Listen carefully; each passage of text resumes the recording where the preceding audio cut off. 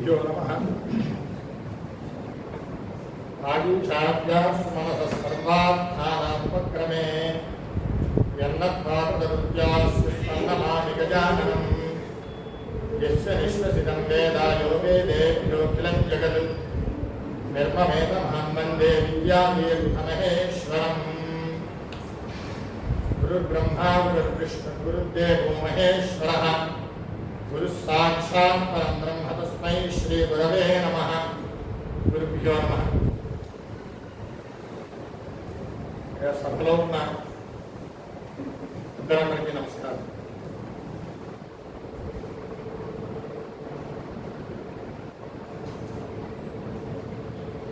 ఒక గొప్పదైన సమావేశం ఇది. వేదపారాయణలు జరుగుతూ ఉంటాయి. ఆ వేదపారాయణ అనేది చాలా ఉత్కృష్టమైన కార్యం. సమస్త క్షేమానికి ఉపయోగించే మంత్రాలన్నీ వేదపారాయణ ద్వారా మిత్రుల ద్వారా పారాయణ చేయడం జరుగుతుంది. ఈరోజు ప్రారంభించి ఇష్టి సంబంధమైన మంత్రాలన్నీ పారాయణ చేయించారు పెద్దలు. దానిలో భాగంగా వేదాంత ప్రవచనాలు కూడా ఏర్పాటు చేయడం అనేది చాలా గొప్ప విషయం. వారు ఇందాక చెప్పినట్టుగా ఆ అర్థం తెలుసుకోవాల్సిన అవసరం లేదు. ఆ శ్రవణం చేస్తేనే గొప్పదైన విశేషం, గొప్ప ప్రయోజనం ఉంటుంది. కానీ అర్థంతో కూడిన అనుష్ఠానములకు ఎక్కువ ఫలం చెప్పారు మహర్షులు.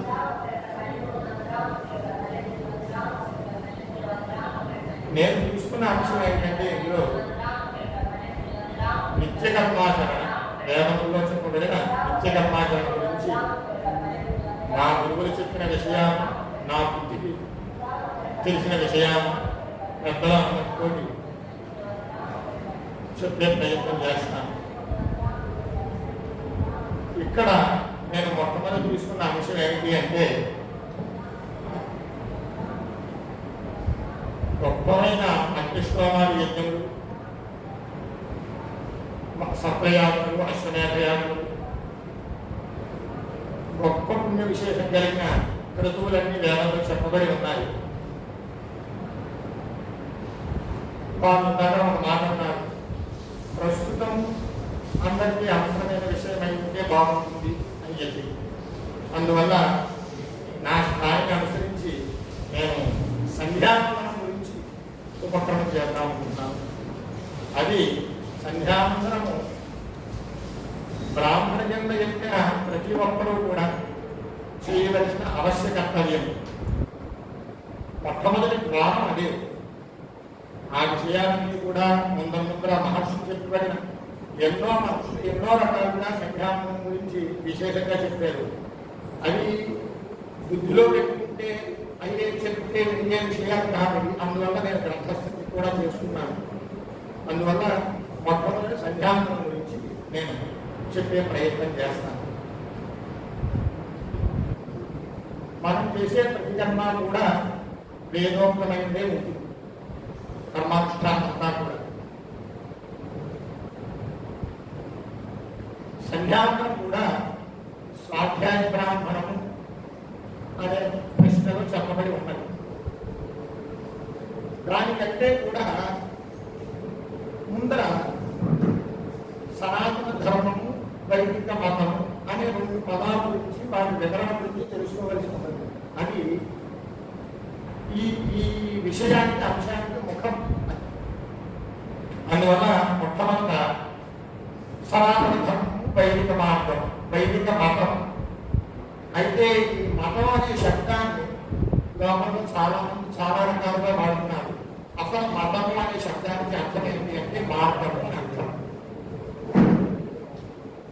మతానికి అర్హత ఇది మతము అని చెప్పడానికి ఏమి కొలమానం అంటే మహర్షులు కొన్ని నియమాలు చెప్పారు.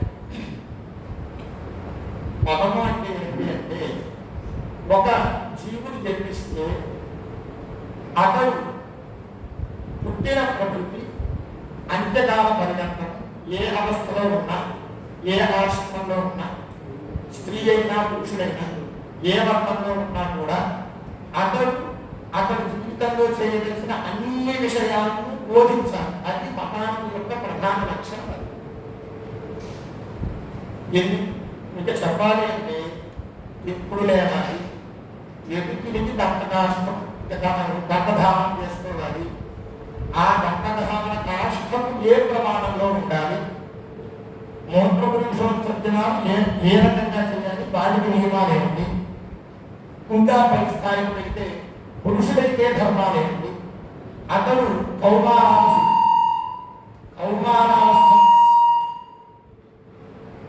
బాల్యావస్థలు, అలాగే కౌమారావస్థలు, గృహస్థాశ్రమంలో ఇలా ఈ పరంపరంగా అతడు ఏ ధర్మాన్ని పాటించాలి అని సమగ్రంగా స్త్రీ అయితే ఏం చేయాలి, ఇతర వర్గస్తులైతే ఏం చేయాలి, ప్రాతకాలంలో, మధ్యాహ్నకాలంలో, సాయంకాలంలో అతడు నిరంతరం అతడు జీవించి ఉన్నంత కాలం ఏమి పాటించాలి అనే సూత్రాలను ధర్మాలను చెప్పేదే మతం. అది కేవలం సనాతన ధర్మంలో వైదిక మతంలో మాత్రమే ఉంటుంది. ఇది మనం తెలుసుకోవాల్సిన విషయం. ఎలా కూర్చోవాలి, ఆసనం ఎలా వేసుకోవాలి, అతడు ఏ కర్మను నిర్వర్తించాలి, ఇదండి మతానికి ఉండవలసిన లక్ష్యం. అందువల్ల ఈ సనాతన ధర్మం, ఈ వైదిక మతం కొన్ని సంవత్సరాల క్రితం పుట్టింది. కానీ సనాతన శబ్దానికి అర్థం ఏంటి అంటే నిరంతరము ఉండేది, నిత్యనూతనంగా ఉండేది అని అర్థం. దానికి ఆద్యంతము లేదు. ఇది సనాతన ధర్మం. సనాతన ధర్మమునకు మూలం ఏమిటి అంటే వేదం. ఇతడు పుట్టుకప్ప గురించి అంత్యపర్యంతము ఏమేం చెయ్యాలో అన్ని బోధిస్తుంది. కాబట్టి ఆ ధర్మము, ఆ వేదము గొప్ప. ఈ ధర్మాలన్నీ వేదము చెప్పబడి ఉన్నాయి. అందులో ప్రధాన కర్తవ్యము, ప్రధాన ఆవశ్యకత ఏమిటి అంటే సంధ్యావందనం. ఇప్పుడు ఈ ప్రకరణంలోకి వెళదాం. ఏదైనా సరే వేదంలో ఒక ఆఖ్యాయిక ద్వారా మీకు చెప్పబడి ఉంటుంది, ఒక కథలాగా మొదలుపెట్టి చెప్పబడి ఉంటుంది.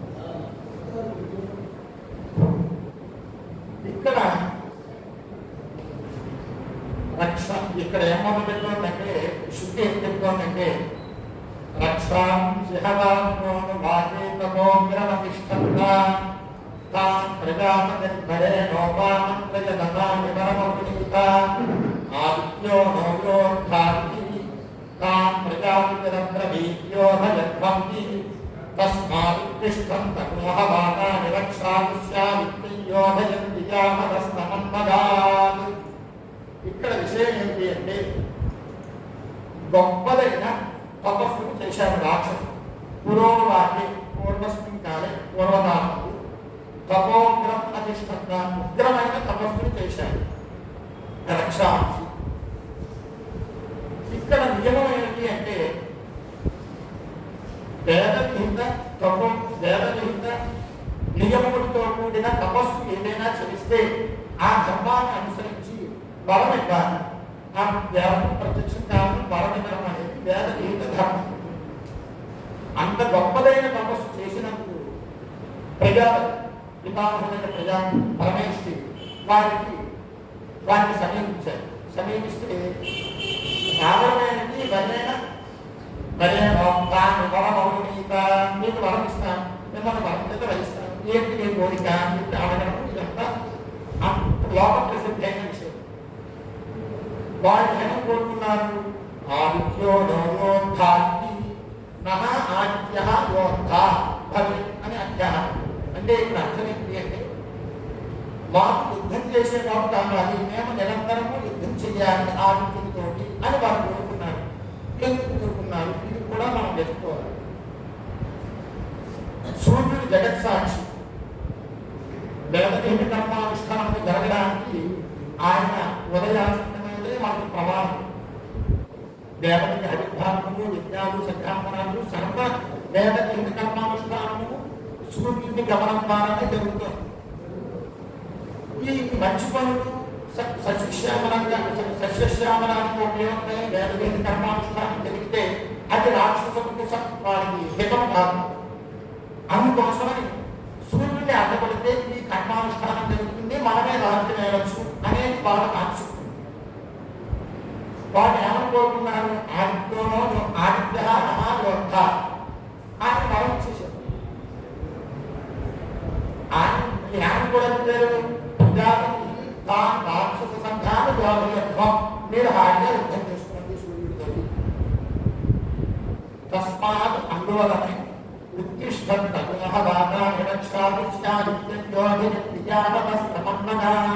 అంటే ఉత్తిష్టం అంటే ఉదయిస్తున్న సూర్యుడిని, అస్తం అన్నదా సాయంకాలం ప్రభృతి వారు నిరంతరము పీడిస్తూనే ఉంటారు.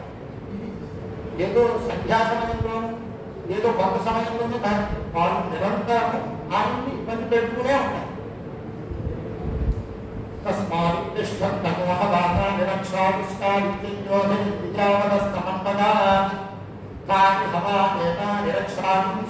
ఇక్కడికి ఇదంటే అయితే పరమదప్పుడు పరమేశ్వరుడు కానీ విష్ణుమూర్తి కానీ బ్రహ్మగారు కానీ ఎప్పటికప్పుడు బాగా తపప్రభావాన్ని అనుసరించి వరాలు చేస్తూ ఉంటారు. మరి లోకక్షేమం అనేది కూడా జరగాలి కదా, దానికి ఉపాయం కూడా వేదమే చెబుతుంది. గాయత్ర్యా అభిమంత్రితేన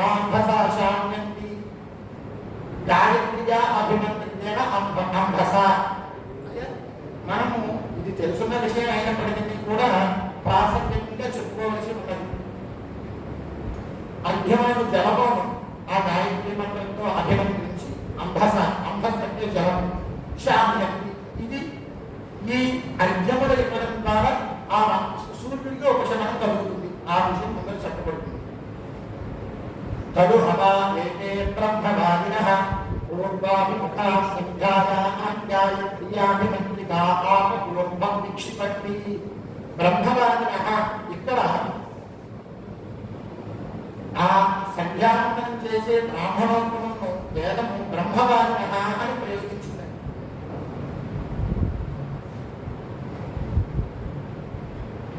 వారు ఏం చేస్తుంటారు, పూర్వాభిముఖాః.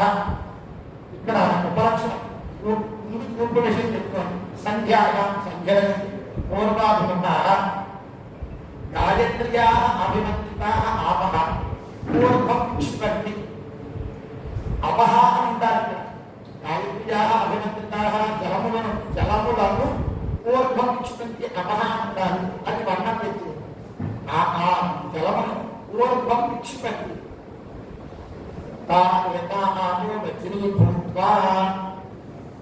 ఈ గాయత్రి మంత్రం చేత అభిమంత్రించిన జలములు వజ్రముడకి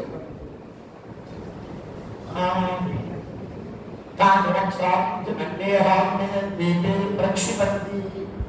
వీళ్ళు మందేహాలు అనే పేరు కలిగిన రాక్షసు వీళ్ళను అరుణేంద్రికే ప్రక్షిపంతి. అరుణము అనే దీపంలో ఈ గాయత్ర్యాభిమంత్రిత వజ్రములుగా మారిన జలములు ఆ దీపమును పరస్థాయి మహాత్మను ఏమి చేయవు. అంతకంటే వాటికి వచ్చేస్తాను. ఎందుకు వాళ్ళ కథ పూర్తి చేసేయచ్చు కదా. అయితే ఆ రాక్షసులందరూ కూడా బ్రాహ్మణుల్లో కూడా ఈ వర్ణ వ్యవస్థ ఉంటుంది. కులస్య బ్రహ్మ రావణ బ్రహ్మ ఇచ్చారు. వీరందరూ కూడా బ్రాహ్మణులని ఏమి చెప్పుకోడు. ఎంతవరకు అంటే వాళ్ళ ఇంటి జాగరూకులై ఉండాలి అంటే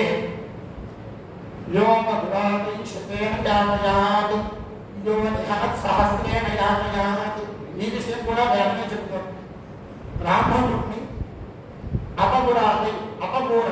అపపూరణం అంటే కొట్టడం కాదు, కొట్టడానికి ఉద్యుక్తుడైతే శతేన యామయాత్ కొంత కొరడాలను కొట్టడం చెప్తోంది శాస్త్రం. వేదం యహ అపగురాన్ని అంటే కొట్టడానికి ఉద్యుక్తుడైతే మాత్రమే వంద కొరడాలను చెప్తారు. యో నిహనతు సహస్రేణ యామయాత్ కొట్టితే 1000 కొరడాలను చెప్తారు. సహస్రేణ యాతయాం, వాటికి సరిపడటానికి అని అర్థం. ఇంకా ఆ ప్రసంగం పక్కన పెడితే అందుకోసం ఈ ఈ వజ్రములు ఏమంటాయి అంటే అక్కడ పరస్పరం మాత్రం. అంటే ఇక్కడ తెలుసుకోగలుగుతుంది సందేహం ఏమంటే ఈ ఉద్యోగం చేస్తేనే అంటే కొట్టడానికి ఉద్యుక్తులైతేనే కొంత ప్రమాదం చెప్పాను కదా, వాళ్ళని అక్కడ పనిచేస్తున్నాం కదా, దీనికి దోషానికి నివృత్తి ఏమిటి అని చెప్పి సందేహం కలుగుతుందని చెప్పి వేదమే సమాధానం చెప్తాం. ఎత్ర దక్షిణం భద్రమంతి తేన పాత్మానమనధోన్నంతి. ఇక్కడికి ఇక్కడ శృతి పాపం విషయం ప్రస్తావన ఏం చెయ్యలేదు, వీడికి పాపం వస్తుంది అన్న విషయం ఏం ప్రస్తావన చేయలేదు. కానీ ఆ దాన్ని మహర్షులు విద్యార్థులు గొప్పలు గ్రహించి యత్ప్రదక్షిణం ప్రక్రమంతి తేన పాపానమనధోన్నంతి అని శృతి చెప్పుకుంటూ వెళ్ళిపోతాం. ఎందుకు పాపం వస్తుంది అంటే ఈ రాక్షసుని అక్కడ పడేయడం, ఆ పడేయడంలో వారికి కూడా కొంచెం ఇబ్బంది కలుగుతుంది కదా. అందుకోసం యత్ప్రదక్షిణం ప్రక్రమంతి తేన పాపానమనధోన్నంతి. ఉద్యంతం అనే బ్రాహ్మణ వాక్యం చేత ఉద్యంతమస్మిన్యమాదిత్యమభిజ్ఞానం కృపం బ్రాహ్మణ విద్వాన్ సగర్భమశ్రుతే అసామాదిత్యో బ్రహ్మే విబ్రహ్మైవ సంబ్రహ్మాద్యే విజయేవం వేద అని చెప్పి ప్రదక్షిణం చేస్తారు. ఈ ప్రదక్షిణం ఎందుకు అంటే ఆ పాపాన్ని పోగొట్టుకోవడం కోసం. ఇది సంధ్యావనం గురించి స్వాధ్యాయ బ్రాహ్మణులు చెప్పిన విషయం. అయితే చాలా అహంకారమైన ఉంది కాబట్టి ఇతర శాస్త్రం సంధ్యావనం నుంచి ఇంకా విపులంగా విశేషంగా ఉన్నది. ఈ ఆఖ్యాయికను గ్రహించిన మహర్షులు ఇతర శాస్త్రంలోంచి సంధ్యావనానికి సంబంధించిన ప్రకరణాలంతా వారు ఋషుడు అంటే ఋషి దర్శనే అని ధారణ. వారు దర్శించారు, దాంట్లో ఉన్న ఆ రహస్యాన్ని, దాంట్లో ఉన్న తత్వాన్ని, గొప్పతనాన్ని గ్రహించి స్మృతుల ద్వారా సంధ్యావనం యొక్క విషయాన్ని మనకు అందించారు. ఇంతవరకు శుద్ధి సందర్భమైన విషయం అది కూడా కృష్ణేంద్రవేద తైత్రీయ శాఖ అంతర్గతమైన సంధ్యావందన ప్రశస్తి, సంధ్యావందన ప్రసక్తి శుద్ధి ముఖత మనకు తెలియబడుతుంది ఇక్కడ వరకు మాత్రం. కానీ మహర్షులు చాలా చాలా గొప్పగా విశేషంగా మనకు అందించారు. వేదం కూడా వేదా ప్రభు సంహిత అని ఉన్నదండి. అది వేదవాక్యం ఎలా ఉంటుంది అంటే ప్రభు సంహితం ఒక భావాలు ఆజ్ఞను ఎంతవరకు ఇస్తారో ఎలా ఇస్తారో అలా మాత్రమే వేదవాక్యం నియమాన్ని విషయాన్ని చెబుతుంది. ఈ తరువాత స్మృతి పురాణ కావ్య నాటక అలంకారాలన్నీ కూడా ఆ విషయాన్ని ఇంకా విశేషంగా చెప్తారు, చాలా విస్తృతంగా చెప్తారు. ఇంతవరకు శృతి విషయం చెప్తున్నాం కాబట్టి ఈ స్మృతి విషయం స్మృతులలో చెప్పిన విషయాన్ని సంధ్యావనానికి సంబంధించి చెప్తున్నారు. అయితే వేదములలో నిత్య నైమిత్తిక కామ్యకర్మలు అని చెప్పబడి ఉన్నాయి. అసలు నిత్యం అంటే ఏమిటి, నైమిత్తికం ఏమిటి, కామ్యం ఏమిటి, ఈ విషయాన్ని తెలుసుకుంటాం. అయితే ఇక్కడ ప్రధానం నిత్యకర్మ అనే విషయం సంధ్యావన విషయం కాబట్టి అసలు నిత్యకర్మ అంటే ఏంటి, నిత్యకర్మలో ఉండవలసిన లక్షణం ఏంటి, ఈ విషయం ఒకసారి మనం ప్రస్తావన చేసుకుంటాం. విధివాక్యాలలో ఒకే పదం అభ్యాసం అయితే అంటే ఆవృత్తి అయితే దాన్ని వీప్స అంటారు. వీప్స కలిగిన విధులు నిత్యములు అని మనం తెలుసుకోవాలి. అంటే దాన్ని ఎలా అర్థం చేసుకోవాలి అంటే లక్షణపరంగా అహరహసంధ్యాముపాసీత అక్కడ అహశబ్దం 2 సార్లు అవుతుంది. అహరహ అని చెప్పి అక్కడ వీప్సం ఉన్నది కాబట్టి అది నిత్యకర్మ చెప్పుకోవాలి. ఇంకొక లక్షణం కూడా ఉంది నిత్యకర్మ. యావజ్జీవం అనే పదం కనుక ప్రయోగిస్తే స్మృతికారులు కానీ వేదం కానీ అది నిత్యకర్మ.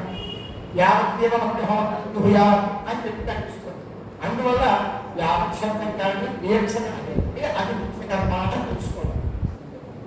నిత్యకర్మకి ఏంటి లక్షణాలు అంటే కర్మకలాప అనుష్ఠానకరణే ప్రత్యవాద శ్రూయతే తత్కర్మ నిత్యం.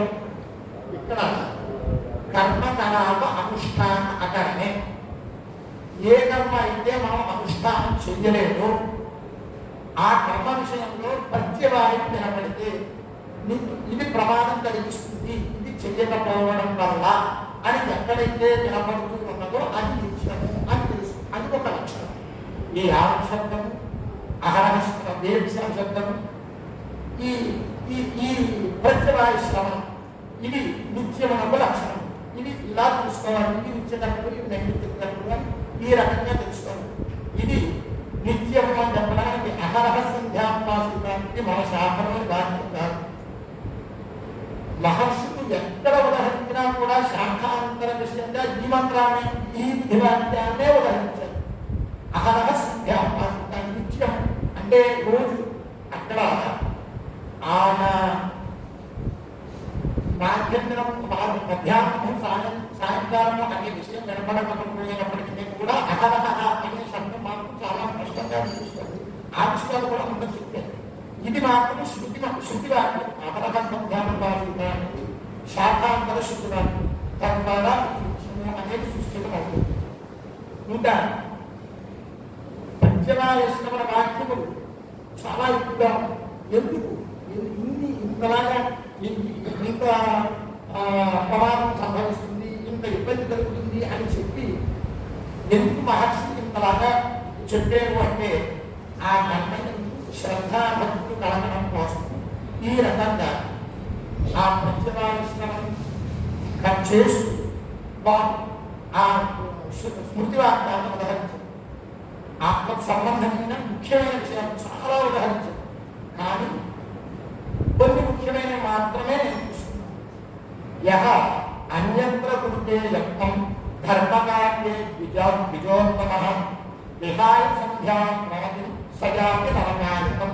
ఇది పూర్వ పురాణంలో ఒక విషయం. ఇక్కడ ద్విజోత్తమ అక్కడైతే తక్కువ కాదు, ద్విజోత్తమ అని చెప్పి పురాణంలో వ్యాస భగవానుడు ధర్మకా యహ ద్విజోత్తమ ధర్మకార్యే యత్నం కురుతే సంధ్యాప్రాణి విహాయ.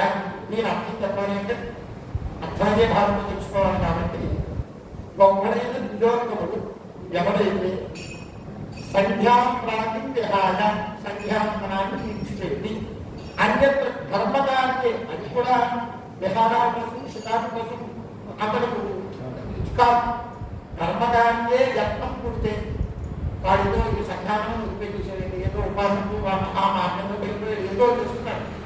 ఇదితే సయాజ నరకాయకం. అతడు ఆయన ఇక్కడ ఈ విషయాలు చెప్తే కొంచెం భయంగా ఉంటుంది. అంత ప్రమాదకరమైన విషయాలు చెప్పాలి. సంధ్యాంతరాన్ని వదిలిపెట్టి ఇతర ఉపాసన మార్గాన్ని పట్టుకుని ఆయా నర్మాలతోటి మాయతోటి చాలా మంది లోపంలో కనిపిస్తూ ఉంటారు. అది నరకాన్ని తేలిపోతుంది అని చెప్పి పూర్వ పురాణంలో వ్యాస భగవాను రచించిన పూర్వ పురాణంలో వచ్చిన ఈ రకంగా ఉంటుంది. ఏదైనా చేసుకోవచ్చు, చండీ హోమాలు చేసుకోవచ్చు, మిగతా కార్యక్రమాలు అన్నీ చేసుకోవచ్చు. సంధ్యావందనం చేసిన తరువాత చేయమని ఈ దీంట్లో మనం తెలుసుకోవాల్సిన విషయం. ఇక్కడ దక్షస్మృతిలో మరొక శ్లోకం సంధ్యాహీన అశుచి నిత్యమనరః సర్వకర్మసు యదన్యత్కృతే కర్మ తస్య ఫలభా భవేత్. సంధ్యాహీన సంధ్యావందనాన్ని విడిచిపెట్టేసేటప్పుడు అశుచి. ఆ విశేషణం కూడా మహాత్ముడు మహర్షులు ఎలా చేస్తారు అంటే అశుచి అని చెప్పి అతనికి విశేషణం ఇస్తుంది. అతడు శుద్ధులు కాదు. నిత్యమనరః సర్వకర్మసు వాడు ఇతర ఏ వేదోక్త కర్మలకు కూడా అనర్హుడే అవుతుందండి. యదన్యత్కృతే కర్మ ఏదో కర్మ చేయడం ప్రారంభించారు నాకు ఫలభా భవేత్. అతను ఫలభా కాదు. ఎందుకంటే దాన్ని విడిచిపెట్టేందుకు అశుచి. వాడు ప్రధానమైన సంధ్యానాన్ని విడిచిపెట్టేశాడు. అదే ఇక్కడ ఇది అయిపోతే యావచ్ఛందం గురించి ఇందాక సంధ్యాత్రయం కర్తవ్యం యావన్మృతి నవధ్యం. సంధ్యాత్రయంతో కర్తవ్యం సాయమాని తకర్పణం. దీంట్లో ఒక ధర్మశాస్త్ర విషయం కూడా ఉంది. సంధ్యాత్రయ కర్తవ్యం యావన్మృతి నవధ్యతే. మౌంట్య బంధనం అంటే ఒకటే. అది ఆ మౌంట్య బంధనం అయ్యే వరకు కూడా సంధ్యావందనం అతడికి సంక్రమించలేదు. అక్కడ అర్హుడు కాదు. సంధ్యాత్రయంతో కర్తవ్యం అంటే యావమౌని బంధనం తపఃపరం సంధ్యాత్రయం కర్తవ్యం సాయమాది తపఃపరం. ఇక్కడ ఒక విశేషం ఉందండి, ఇక్కడ ఒక రహస్యం ఉంది. త్రయం కర్తవ్యం సాయమాది తపఃపరం అన్నారు. ఇలాంటి చాలా శ్లోకాలు శ్రీకృష్ణ పండితుడు అని చెప్పి సంధ్యావందనాన్ని భాష్యం రాశారు. ఆయన చాలా చాలా చాలా విషయాన్ని ఉదాహరించారు. సాయమాది తపఃపరం అని ఎందుకన్నారు ఇక్కడ దక్ష స్మృతిలో ఈ శ్లోకం. ఎప్పుడు కూడా ప్రాతకాలంలోనే ఒకడైనా జరుగుతుంది. జరిగితే 8, 9, 10 ఆ కాలంలో ముహూర్తాలు ఉంటాయి. అయితే అతనికి ఆ అర్హత వచ్చేసింది, అధికారం వచ్చేసింది. ఇక్కడ మాధ్యాహ్న వేళ మాధ్యాహ్నిక సంధ్యా సమయానికి అతడు అర్హుడు అవుతున్నాడు కదా. ఇక్కడ మాధ్యాహ్నిక సంధ్యానం చేయాలా, సాయంకాలం సంధ్యానం చేయాలా అని విచారణ సాంప్రదాయంలో కూడా ఇది చాలా ముఖ్యమైన విషయం. అతడు సంధ్యావనం ఉపనయన సంస్కారం అయిన రోజును సాయంకాలం వరకు నుంచి గాయత్రీ జపం చేయాలి. గాయత్రీ జపం చేసి సాయంకాలం సంధ్యావనాన్ని అనుష్ఠానం చేయాలి. యజ్ఞాల్లో కూడా అవబోధం ఈ శ్రౌతకర్మంతా పూర్తయిన తర్వాత సాయంత్రంతో అతడు అనుష్ఠానం మొదలవుతుంది. ఇక్కడ వికల్పంగా చెప్పారు, మధ్యాహ్నం కూడా చేయవచ్చు అని చెప్పారు. అయితే సాంప్రదాయంలో ఎక్కువగా మన దేశంలో సాయంకాలం ఇది కనిపిస్తుంది. ఎక్కువ వచనాలు కూడా సాయంకాలం చెయ్యాలి అని కనిపిస్తుంది. ఇది ఒక విషయం దీంట్లో కనిపిస్తుంది. తర్వాత సకాలంలో చెయ్యాలి అన్న విషయం కూడా స్మృతి వాక్యంలో స్పష్టంగా తెలుస్తుంది. కాలేరు పండితన సంధ్య స్వర్గమోక్ష ప్రదాయిని అకాలే వందితా సంధ్య నా మధ్య సా అకాలే వందితా సంధ్య సా మధ్యాలుగా.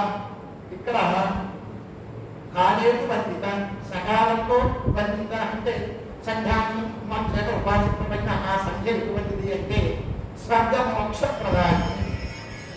మన స్వర్గమోక్ష ప్రదాయిని అని ఆ పదం ఎందుకు వేశారు అంటే ఐకాంశిక ఫలాన్నింటినీ కూడా అక్కడ మనం ఉపలక్షణంగా చెప్పుకోవచ్చు. అకాలే వందిత సంధ్య ఏమండి, కాలం అయిపోయింది. అయిపోతే ఆ మహర్షులు కూడా ఎటువంటి ఉదాహరణ ఉపమానం చెప్పారంటే వంధ్యామధూరివ.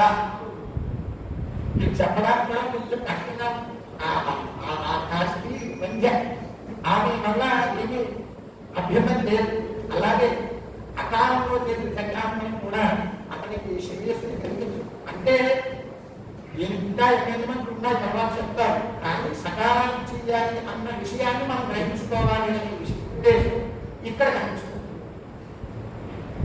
ఇంకా ఎక్కడ చేయాలి, ఏమిటి సంధ్యని ఏమిటి ఏ సమయంలో చేయాలి. ఉపాసనే సంధి వేళాయ నిషాయా దివసస్య తామేవ సంధ్యా తస్మాత్ ప్రవదంతి మనీషిణః. ఇక నిషాయా దివసస్య సంధి వేళాయ తామేవ సంధ్యా తస్మాత్ ప్రవదంతి మనీషిణః. మహర్షులు చెప్పిన ఇంకా వ్యాఖ్యానం చెప్పిన గొప్ప ఇంతకంటే పెద్దవాడు ఎలా చెప్పారు, మహర్షులు ఎలా చెప్పారు, శిష్టాచారం ఎలా ఉన్నది, ఈ రకంగానే మన వాంగ్మయం అంతా కనిపిస్తుందండి. ఆది ఏమో అన్నారు, ఇంతకంటే ఈ పురాణాలు ఎప్పుడు నిర్మించారో ఎప్పుడు చదివించారో ఎవరికి తెలియదు. వాళ్ళు కూడా మనీషిణః ఏవం ప్రవదంతి అనే చెప్తున్నారు. అంటే వాళ్ళు కూడా వాళ్ళ పెద్దల్ని వాళ్ళ ఆచారాన్ని ఆ శిష్టాచారాన్ని అనుసరించి విషయాన్ని చెప్తున్నారు. అందుకనే సనాతనం. ఎవరు కూడా వాళ్ళతో మొదలెట్టడం వెనక్కి మొదలెట్టడం చెప్పేది మహర్షులు చెప్పిన మాట. నిషాయా దివసస్య పరజ్ఞానం యొక్క సంధ్యలను రాత్రి యొక్క సంధ్యను సంధ్యను ఉపాసన చేయాలి. అదే సంధ్య. అది ఇక్కడ ఆ కాలమునకు సంధ్య అనే పేరు, ఆ కర్మకు సంధ్య అనే పేరు.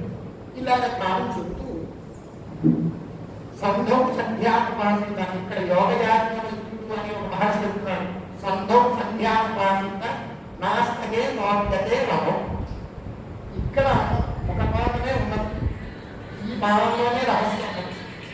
సంధౌ సంధ్యానుపాసిత, ఆ సంధికాలంతో సంధికాలం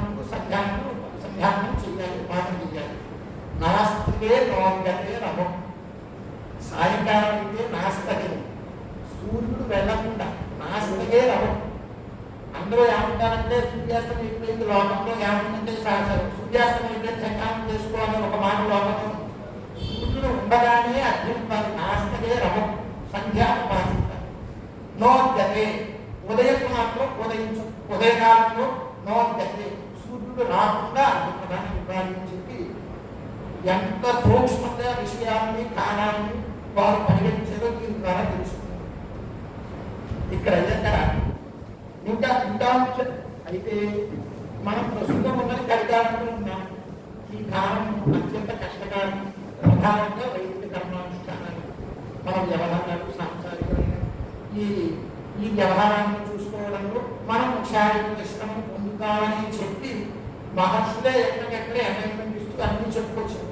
అంతకుముందు మనుస్మృతిలోని ఒక శ్లోకాన్ని చెప్పుకోవాల్సి ఉంది. అంటే సంధ్యావందనము ఎంత ముఖ్యమైనది అనుష్ఠానానికి ధర్మానికి అనే విషయం. ఇది లోక ప్రసిద్ధమైన శ్లోకం అయినప్పటికీ ఒక్కసారి విప్రో వృక్ష తస్య మూలంచ సంధ్యా వేదాహ శాఖా ధర్మకర్మాణి పత్రం తస్మాత్ మూలీ యత్నతో రక్షణీయం చిన్నే మూలే నైవ శాఖాన పత్రం. ఇది చాలా గొప్ప శ్లోకం. చాలా మంది ఉండవచ్చు. విప్రో వృక్ష ఒక మనకి ప్రతి విషయాన్ని ఒక ఉదాహరణతో ఉపమానంతో చెప్పకపోతే మన బుద్ధికి అందదు అనే విశేషంతో మహర్షులు అంత గొప్పగా రాశారు. విప్రో వృక్ష విప్రుడు వృక్షము వంటివాడు. తస్య మూలంచ సంధ్య ఆ వృక్షానికి మూలంగా సంధ్య వేదాహ శాఖ ఆ విప్రుడనే వృక్షానికి కొమ్మలు ఏవైతే ఉన్నాయో అదే వేదము. ధర్మకర్మాన్ని పత్రం ఆ వేదోక్త కర్మానుష్ఠానము కర్మలు ఏవైతే ఉన్నాయో అవన్నీ ఆపు. తస్మాత్ మూలం యత్నతో రక్షణీయం. అందువల్ల మూలమేంటి సంధ్యాన్ని తస్య మూలంత సంధ్యాన్ని ఉంటాయి కాబట్టి తస్య యత్నతో రక్షణీయం. వీటన్నింటినీ అంటే ధర్మకార్యాన్ని ఆ వేదాన్ని కాపాడడానికి మూలం ఏమైంది సంధ్యాన్ని. చిన్నే మూలే నైవశాఖ మూలమైన సంధ్యావందనమే పోతే ఈ శాఖలు లేవు, ఈ పక్షాలు లేవు, ధర్మం లేవు, ఏమీ లేవు. అందువల్ల ఆ సంధ్యావందనం అంతగా యత్నతో రక్షణీయం. యత్నత ప్రయత్నం చేసి చాలా పసిప్రత్యయం చేసి దాని వలన రక్షించవలను. యత్నత అంటే ప్రయత్నపూర్వకంగా రక్షించడం రక్షణీయం. ఆయన ఇందాక ఒక మాట చెప్పారు. ఆ సాహిత్యము ఆ శబ్దం ఎందుకు ప్రయోగించింది? ఆ ప్రత్యయమే రక్షణీయం అంటే రక్షించవలను అని అర్థం. అది కర్తవ్యాన్ని బోధించే ప్రత్యయం. కర్తవ్యాన్ని బోధించే ప్రత్యయం ఏదైతే రక్షణీయం అనీయ ప్రత్యయం. అది రక్షించాలి, రక్షిస్తుంది. ఇది రక్షించవలను అనే కర్తవ్యాన్ని ఆ ప్రత్యయం చూపిస్తుంది. అందువల్ల అంత ముఖ్యమైనది సంధ్యావందనం అన్న విషయం ఈ శ్లోకం ద్వారా తెలుసుకోవాలి.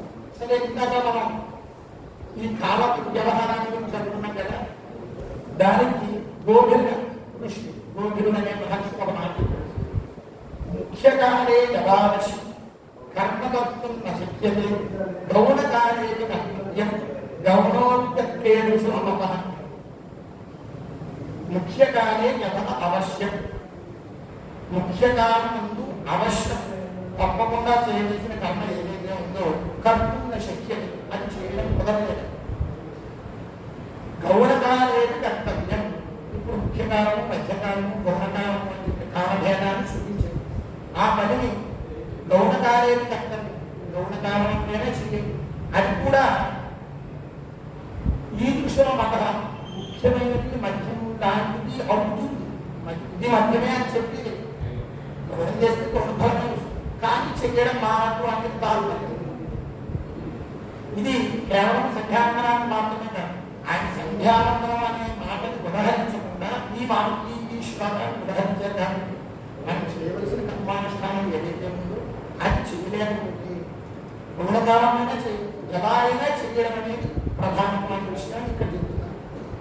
ఇక్కడ ఈ గౌరవకాలం ప్రస్తుతం మనకు కావాల్సింది ఈ గౌరవకాలంలో మనం పట్టుకోవాలి.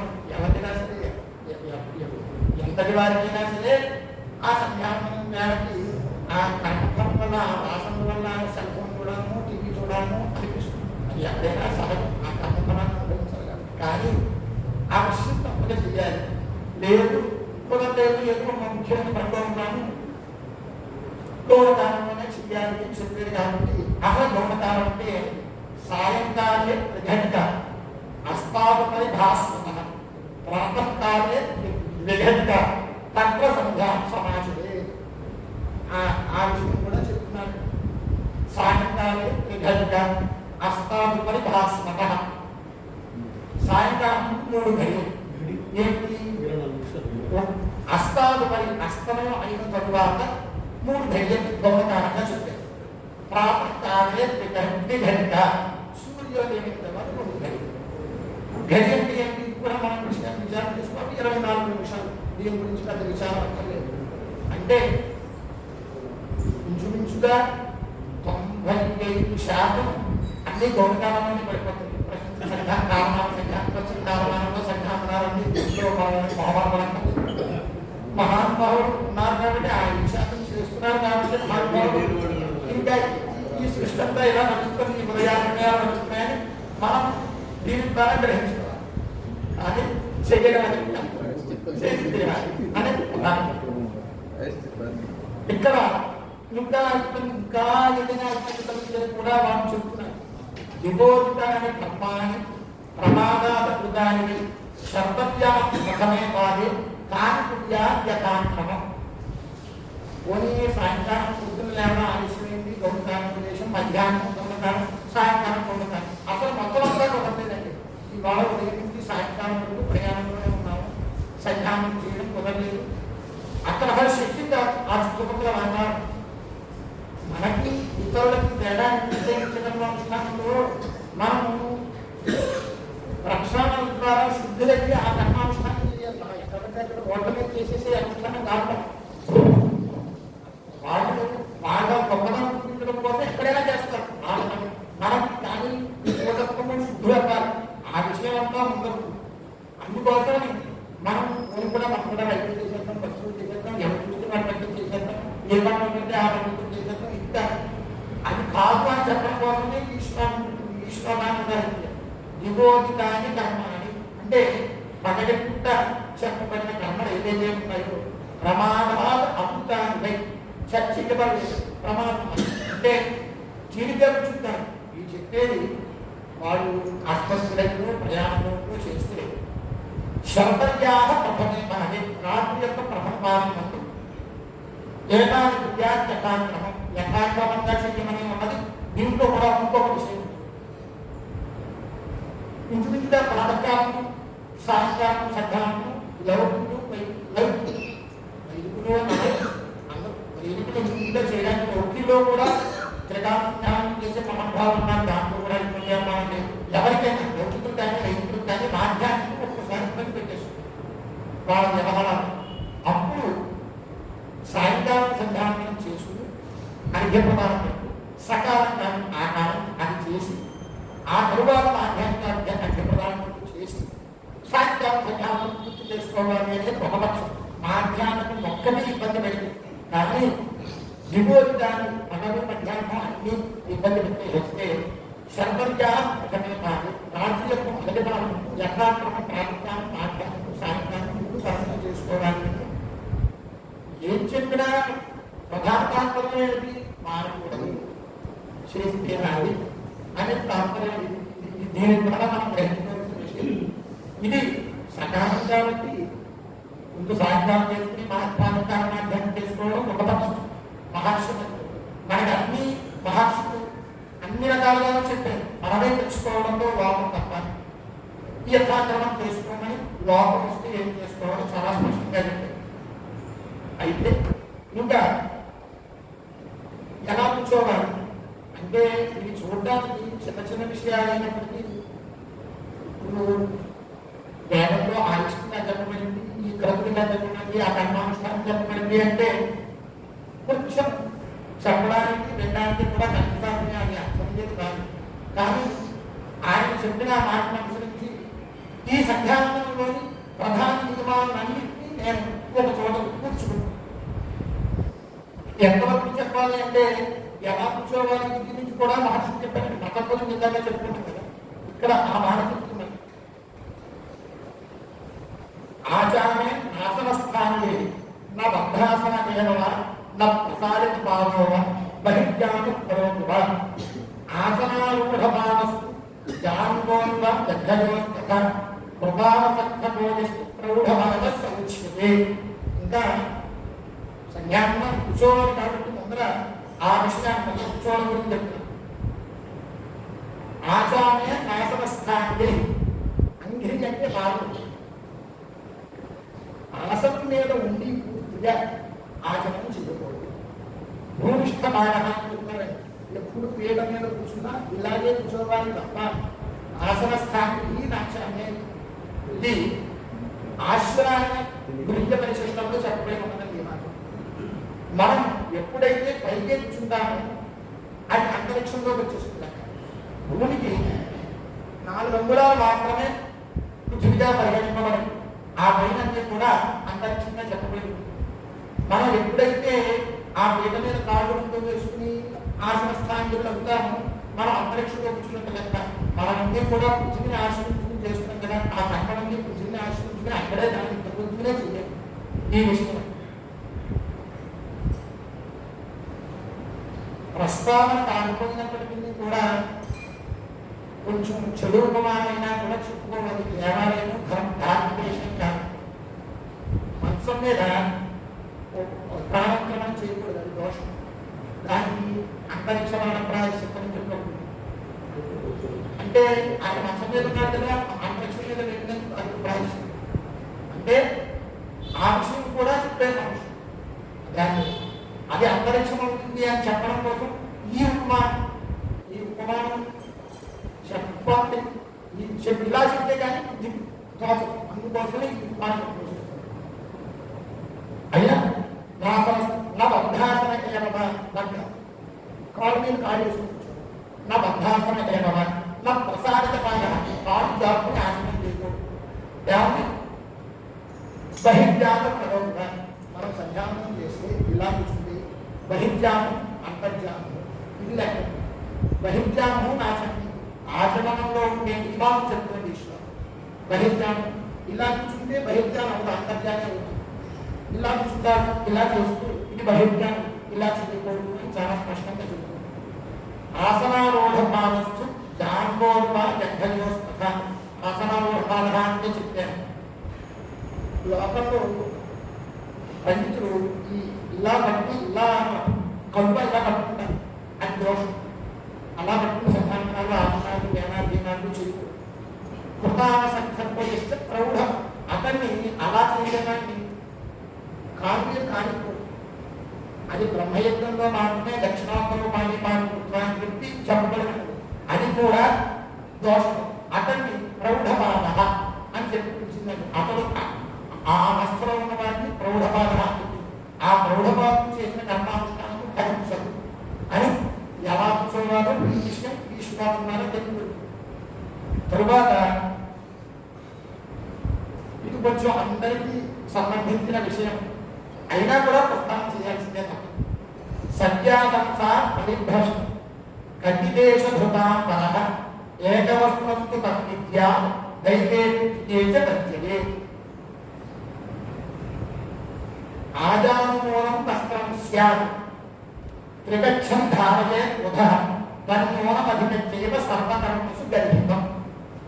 ఇక్కడ సత్యాదంస పరిభ్రష్టం ఇలా పట్టుకుంటే ఇక్కడ జారిపోయేలాగా చిన్న చిన్నగా ఉండకూడదు, చుక్కాలు పట్టుకోకూడదు అని. కటిదేశ ధృతాంబర ఇది బాగా అందరికి సంబంధించిందంటే ఈ కటిదేశానికి మాత్రమే ధరింపబడిన వస్త్రం. మన భాషలో చెప్పుకోవాలంటే అంగవస్త్రం. కటిదేశ ధృతాంబర ఏకవస్త్రంతో తద్విద్యా. ఇలా ఏకవస్త్రంగా పరిగణింపబడ్డారు. అనగా అంగవస్త్రం దైవే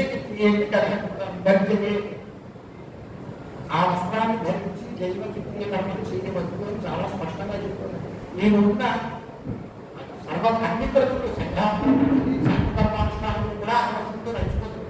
కానీ నిషేధం ఇది ఎలా చెప్తోంది?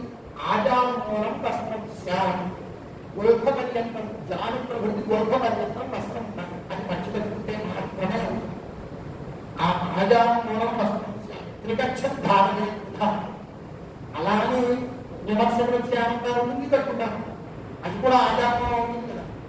త్రికక్షం కూర్చి ఉంటారు, కక్షం ఉంటారు, త్రికక్షం స్యాం తన్నూనం అధిపించేక సర్వకర్మసు కలిగిన, అది నూనము అనుకోండి, కాళ్ళకి అడ్డము పడిపోకూడదు, గొల్పం అయిపోయినట్టు. తన్నూనం అధిపించేక సర్వకర్మసు కలిగిన. బట్ట ఎలా పట్టుకోవాలి, ఏ బట్ట ఎంతవరకు పట్టుకోవాలి, ఎలా కూర్చోవాలి, కాళ్ళు చేతులు ఎలా ఉంటాయి, ఈ విషయాలన్నీ కూడా ఇవన్నీ కేవలం సంధ్యావందన మాత్ర పర్యంతమే కాదు, దైవే రీతికేసి కలిగిన మధ్యలే ఏదైతే వైదిక కర్మానుష్ఠానం ఉన్నదో ఆ కర్మానుష్ఠానం కూడా ఈ నియమాలు పాటించాలి అని చాలా స్పష్టంగా ఇంతవరకు ఏం చెయ్యాలి, ఎలా ఉండాలి అనే విషయం చెబుతూ సంధ్యావందనం ప్రదర్శించారు. అదే మొట్టమొదట అంత లేట్ గా బిగిన్ చేశాం కాబట్టి అపవిత్ర పరిక్రమణ చేస్తున్నాం కదా. ఈ శ్లోకం ఎందుకు సంధ్యావందనం మొదలు పెడుతూ, శ్లోకంతో ఏంటి మంత్రాలు కదా, శ్లోకాలంటే గొప్పది. ఇవి ఏమిటి అన్ని శక్తి విమర్శ చేస్తే అత్యాచారమని లోక మా గురుగారు ఉండేవారు శివాజీ. ఆయన విచారం లేకపోతే, విచారం చేయకుండా ఉంటే అత్యంత మనీయంగా ఉంటుంది లోకం. విచారం చేయడం అన్నది కూడా అన్ని అన్ని అంతర్చిత్రంగానే కనిపిస్తుంది. ఇక్కడ మదనపాఠ్యాలంలో సంపత్తులు అనే మహర్షి చెప్తున్నాను. నత్వాద పుండరీకాక్షం ఉపాంతాగ ప్రశాంతది ప్రాతసంధ్యాం పాదిష్యే పరమేశ్వర ప్రేతయే. నత్వాద పుండరీకాక్షం అపవిత్ర పవిత్రమాని ఆ శ్లోకాన్ని ఉదహరించి పుండరీకుని స్మరించి సర్వావస్థాంతో బాహ్య అభ్యంతర శుద్ధి, లోపల బయట కూడా పుండరీకాక్షుని స్మరణ చేత శుద్ధుడవుతున్నాడు. అందువల్ల పుండరీకాక్షుని స్మరించి చేసేది ఎటువంటి కర్మ గొప్పదైన సంధ్యావందన కర్మ. అది లోకోపకారం, కేవలం అక్కడికి మాత్రమే పర్యాప్తమైంది కాదు. అటువంటి చేస్తూ ఇతను శుద్ధుడవ్వాలి. ఇందాక మనం అనుకున్నాం కదా, మనకి పూర్వత్వం కావాలి, మనం కర్మ చేయడానికి. సంధ్యాపాశిష్యే పరమేశ్వర ప్రియతయే. దాన్ని కూడా ఎవరైనా వచ్చి ప్రశ్న వేస్తారేమో, ఆ మంత్ర పవిత్రగా ఎందుకైనా ఉంటారేమో అని కూడా మహర్షులు మీకు సమాధానం చెప్పి అనంతరం ఆచరణ విషయం ప్రస్తావన చేస్తున్నారు. మరి ఇందులో ఇక్కడి నుంచి విచారం చేసుకోవడం వస్తుంది.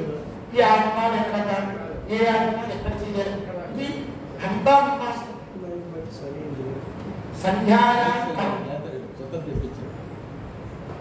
సంధ్యాయాం కర్మకాలే స్మృతేరాచమనం విజః బ్రహ్మనిత్యేతు వైకుఠ్యాత్ శుద్ధేరాచమనం విజః. మళ్ళీ ఆచమనం మూడు రకాలు, శుద్ధాచమనం, స్మృత్యాచమనం, పరాణాచమనం. ఇక్కడ ఈ విచారం చేసుకుంటే కేవలం ఆచరణ మీదే మనం ఒక్కొక్క అంశం చెప్పుకోవచ్చు. అందుకోసం కాకుండా అన్ని ప్రసక్తులు కావాలి కాబట్టి స్పర్శ చేయాలి కాబట్టి సంధ్యాయా కర్మాలైతే స్మృతే రాచమనం, త్రిరాజాన్ని స్మృత్యాచమనం, తత్సంకల్పే స్వహాం చేసేది శుద్ధ్యాచమనం, కేశవాయ స్వహ పురాణాచమనం. మన మాటలు మనకు అర్థమయ్యేలా చెప్పుకోవాలి. సంధ్య ఏదైనా సంధ్యావనం కదా మన కాదు, ఏదైనా కర్మ ఏ కర్మ చేసినా కూడా స్మృత్యాచమనం చేయమని చెబుతున్నారు. బ్రహ్మయజ్ఞేత వైకుఠ్యాన్ని, బ్రహ్మయజ్ఞులను మాత్రం శుద్ధ్యాచమనం చేయవచ్చు. ఇది ఒక వ్యవస్థ. ప్రతి విషయంలో ఆ ఆచరణ ఎలా చేయాలి అది కూడా ఏదో చేస్తే అంకుష్టాగ్రం సమాపించే మధ్యమర్మణి గోకర్ణం తగ్గించేయం సర్వేశ్వాచమనే శ్రేయ సర్వేషు ఆచరణేషు. ఏమన్నా ఏం లేదు, అంకుష్టాగ్రం సమాపించే మధ్యమర్మణి, ఇది ఇక్కడ కలగడం, ఇది గోకర్ణం అనే ముద్ర. ఈ రకమైన సర్వేషు ఆచరణేషు, అది శుద్ధ్యాగం, స్మృత్యాగం, పురాణాలు, ఇది ఇలా ఉండాలి అని చెప్తారు. పెద్దవాళ్ళకి పంపం చేసిన వాళ్ళు ఇలా చెప్తున్నారు.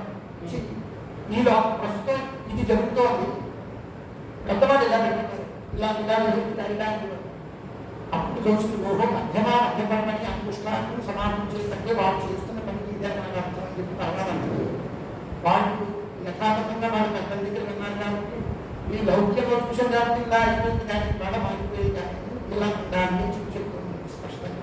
అయితే మహర్షులు ప్రతి విషయాన్ని ఒక్కో మాటకి ఒక్కో రకంగా చెప్పారు. మనం ఇలా చేస్తున్నాం కదా అని దీన్ని మళ్ళీ మనం విడిచిపెట్టడానికి సాంప్రదాయానికి లోకాచారానికి విడిచిపెట్టడానికి మహర్షులు ఒక మహర్షులు ఈ రకంగా చేయడం చూడదు. కాబట్టి నేను వాటికి ఇలాగే మనం పెడతాను. పూర్వం నుంచి ఆ విగ్రహ అవశ్య విగ్రహాచారం పెద్దలు వర్ణిస్తున్నాడు, తండ్రి ఆచారం అంటూ అలాగే చేయడం తప్ప ఎన్ని ధర్మశాస్త్రం వచ్చినాడు ఎంతమంది మహర్షులు చెప్పినా చివరిన కులాచారము దేశాచారం శిష్టాచారాన్ని అనుసరించడం చూస్తారు. అందువల్ల తర్వాత అది కూడా ఎలా తాగాలి ఎంత గోకర్ణాహుభస్తేన నాశమాత్రం జలం ఇదే తన్మూలం అధికత్వాన్ని సురాసన సంభవే. గోకర్ణాహుద్రం పెట్టిన తర్వాత మాసమాత్రం జలం అంటే ఒక నిలువు కింద వేస్తే మునిగితే మునగడానికి ఎంత నీరు అవసరమో అంతే తాగం. అక్కడంటే ఎప్పుడైనా తక్కువైనా కూడా సురామాసము అయిపోతుంది. ఈ మధ్య కొంతమంది ఏం చేస్తున్నారంటే దాంట్లో పరీక్ష చేస్తున్నారు. సంఘాలలో కొంతమంది నేను గ్రహించాను. అది కూడా దోషం చెప్పబోతున్నాను. అంటే ఆత్మలు చేసేవాళ్ళ విషయంలో ఎటువంటి ఇబ్బంది లేదు. కానీ కొన్ని కొత్త పోవట్లు వచ్చేస్తుంది. నాలుగులో అలా అది సమర్థ దానికి కూడా ఆశ్రయాలు ఆచరణం ఏ ప్రకారంగా చేయాలో చెప్తున్నారంటే ఆచరణం సరిపోతుంది. శుచు దేశే భూమిష్ట బాధ ఇందాక మనం అనుకున్నాం కదా ఆసనామూఢ బాధ ఆయన చెప్తున్నాడు. భూమిష్ట బాధ పాదము భూమిష్టంలో ఉండాలి.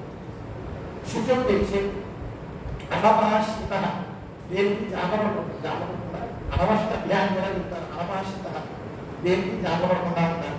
ఉపవిష్ట కుజం ఉండాలి. శిఖాంతత్వ ఆచరణ ఇలా ముందుకు చూసుకునే ఆచరణ చేయాలి. గ్రంథం వేసుకుంటారు.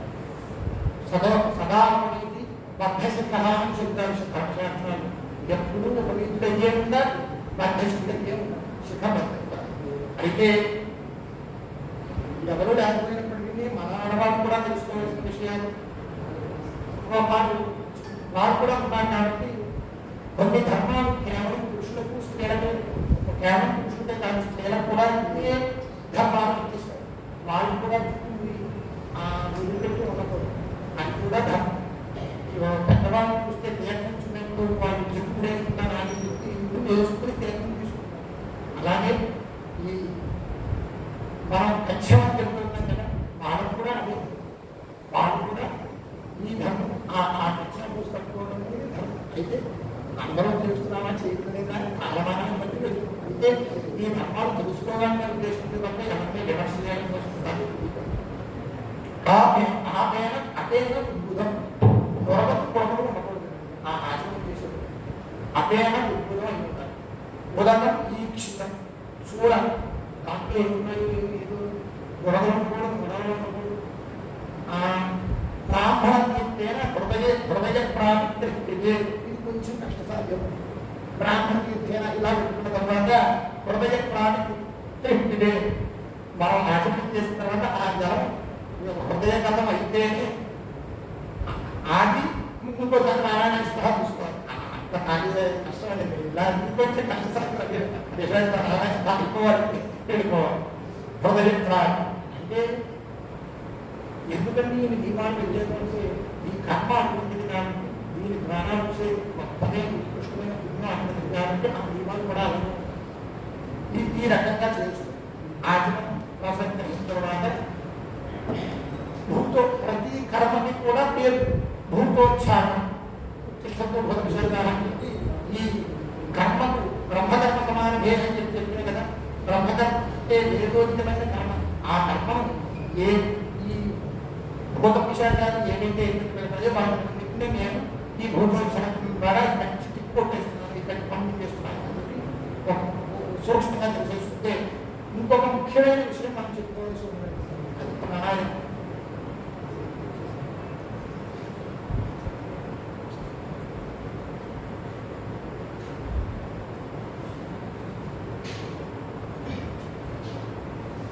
లోకంలో ఒక నెల కూడా అయిపోయింది. ఒక్కడు ఎడుక్కుపోవడం ఎంత విషయం చెప్పారో దాంట్లో ప్రాణాయామం విషయం. ప్రాణమును నియంత్రించడము ప్రాణాయామము అంటే యమనియమి. దాని విషయం చెప్తున్నాను. దక్షిణే రేచకం కుర్యా పాణేనాపూర్య చోదరం కుంభకేన జపం కుర్యా ప్రాణాయామ సవిచ్యతే. ఇదండి దీని విషయం చెప్తాను. సద్యాహృతం సంప్రణవాన్ గాయత్రీం శిరసా సహ త్రెప్పఠేత్ ఆయత ప్రాణ ప్రాణాయామ సముచ్యతే. ఇది ప్రాణాయామం. ప్రాణాయామం అంటే ఏమిటి అంటే దక్షిణే రేచకం కుర్యాలి. మూడు ఈ కుడిచి ముక్కులో రేచకం బయటకు వదిలిపెట్టి వామే నాలుగు చూడడం ఎంతవరకు పేల్చగలరో జనం ముక్కుతో ఆ గాలి పేల్చాలి. పీల్చి కుంభకేన జపం చేయాలి.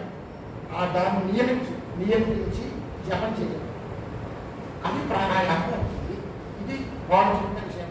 ఏం చేయాలి? రేచకే కుంభకే జపం చేయాలన్నట్టుగా కుంభకేన జపం చేయాలి. ఆ జపం ఏంటి అనే విషయం చెప్తున్నాను. సవ్యావృతం సప్రణవ గాయత్రీం శిరసా సహ త్రిపఠేత్ ఆయత ప్రాణ. ఈ కుంభకంలో సవ్యాహృతం ఓం భూ మొదలుపెట్టి ఓం సత్యం వరకు వ్యాహృతయ్యే సవ్యాహృతం సప్రణవ ఓంకారం చెప్తున్నాను.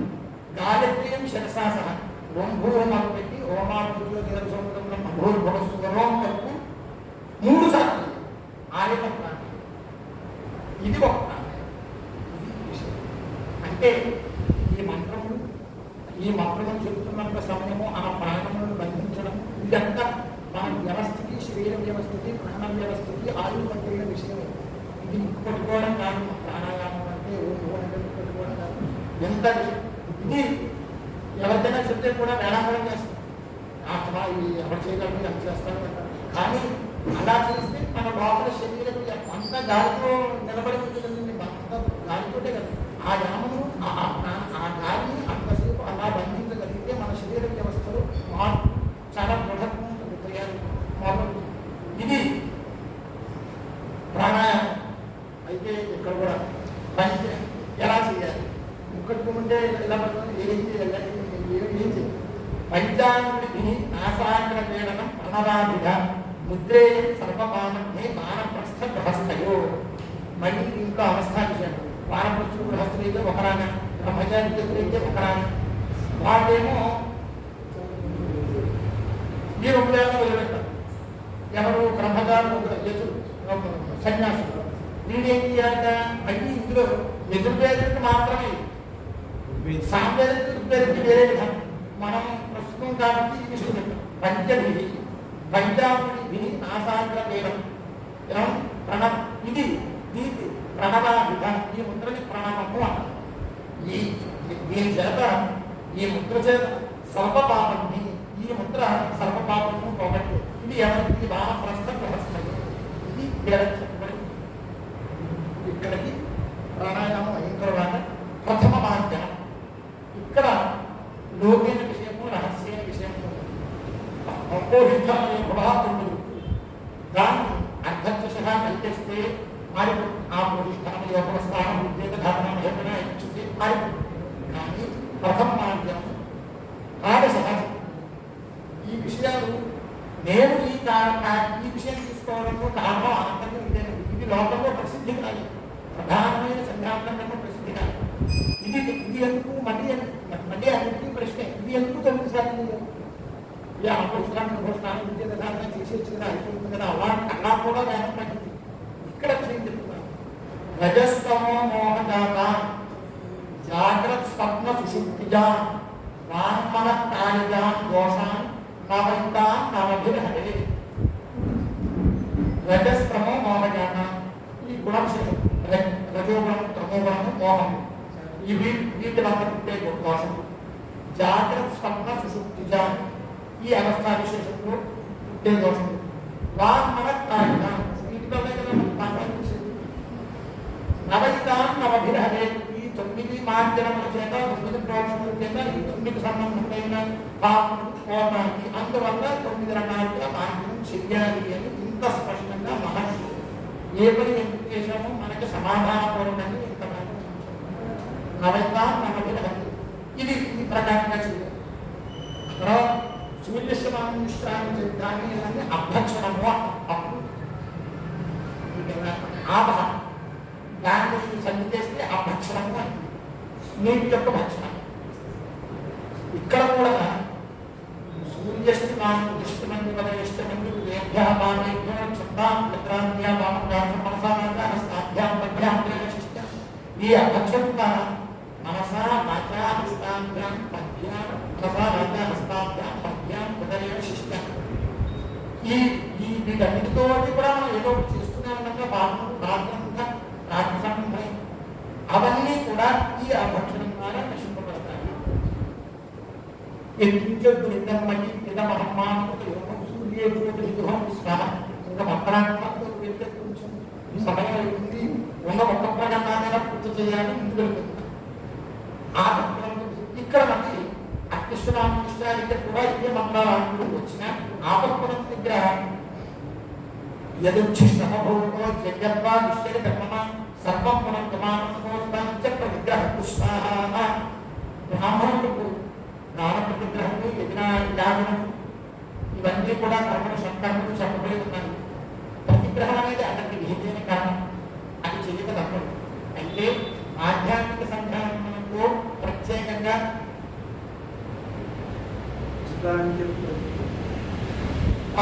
శిలాంచ ప్రవిగ్రహ పుష్పాహ అని చెప్పి ఆ ప్రతిగ్రహ సంబంధమైన దోషము ఆధ్యాత్మిక సంఘానం ద్వారా అసర్వానం ఎవరూ వాడకూడదు.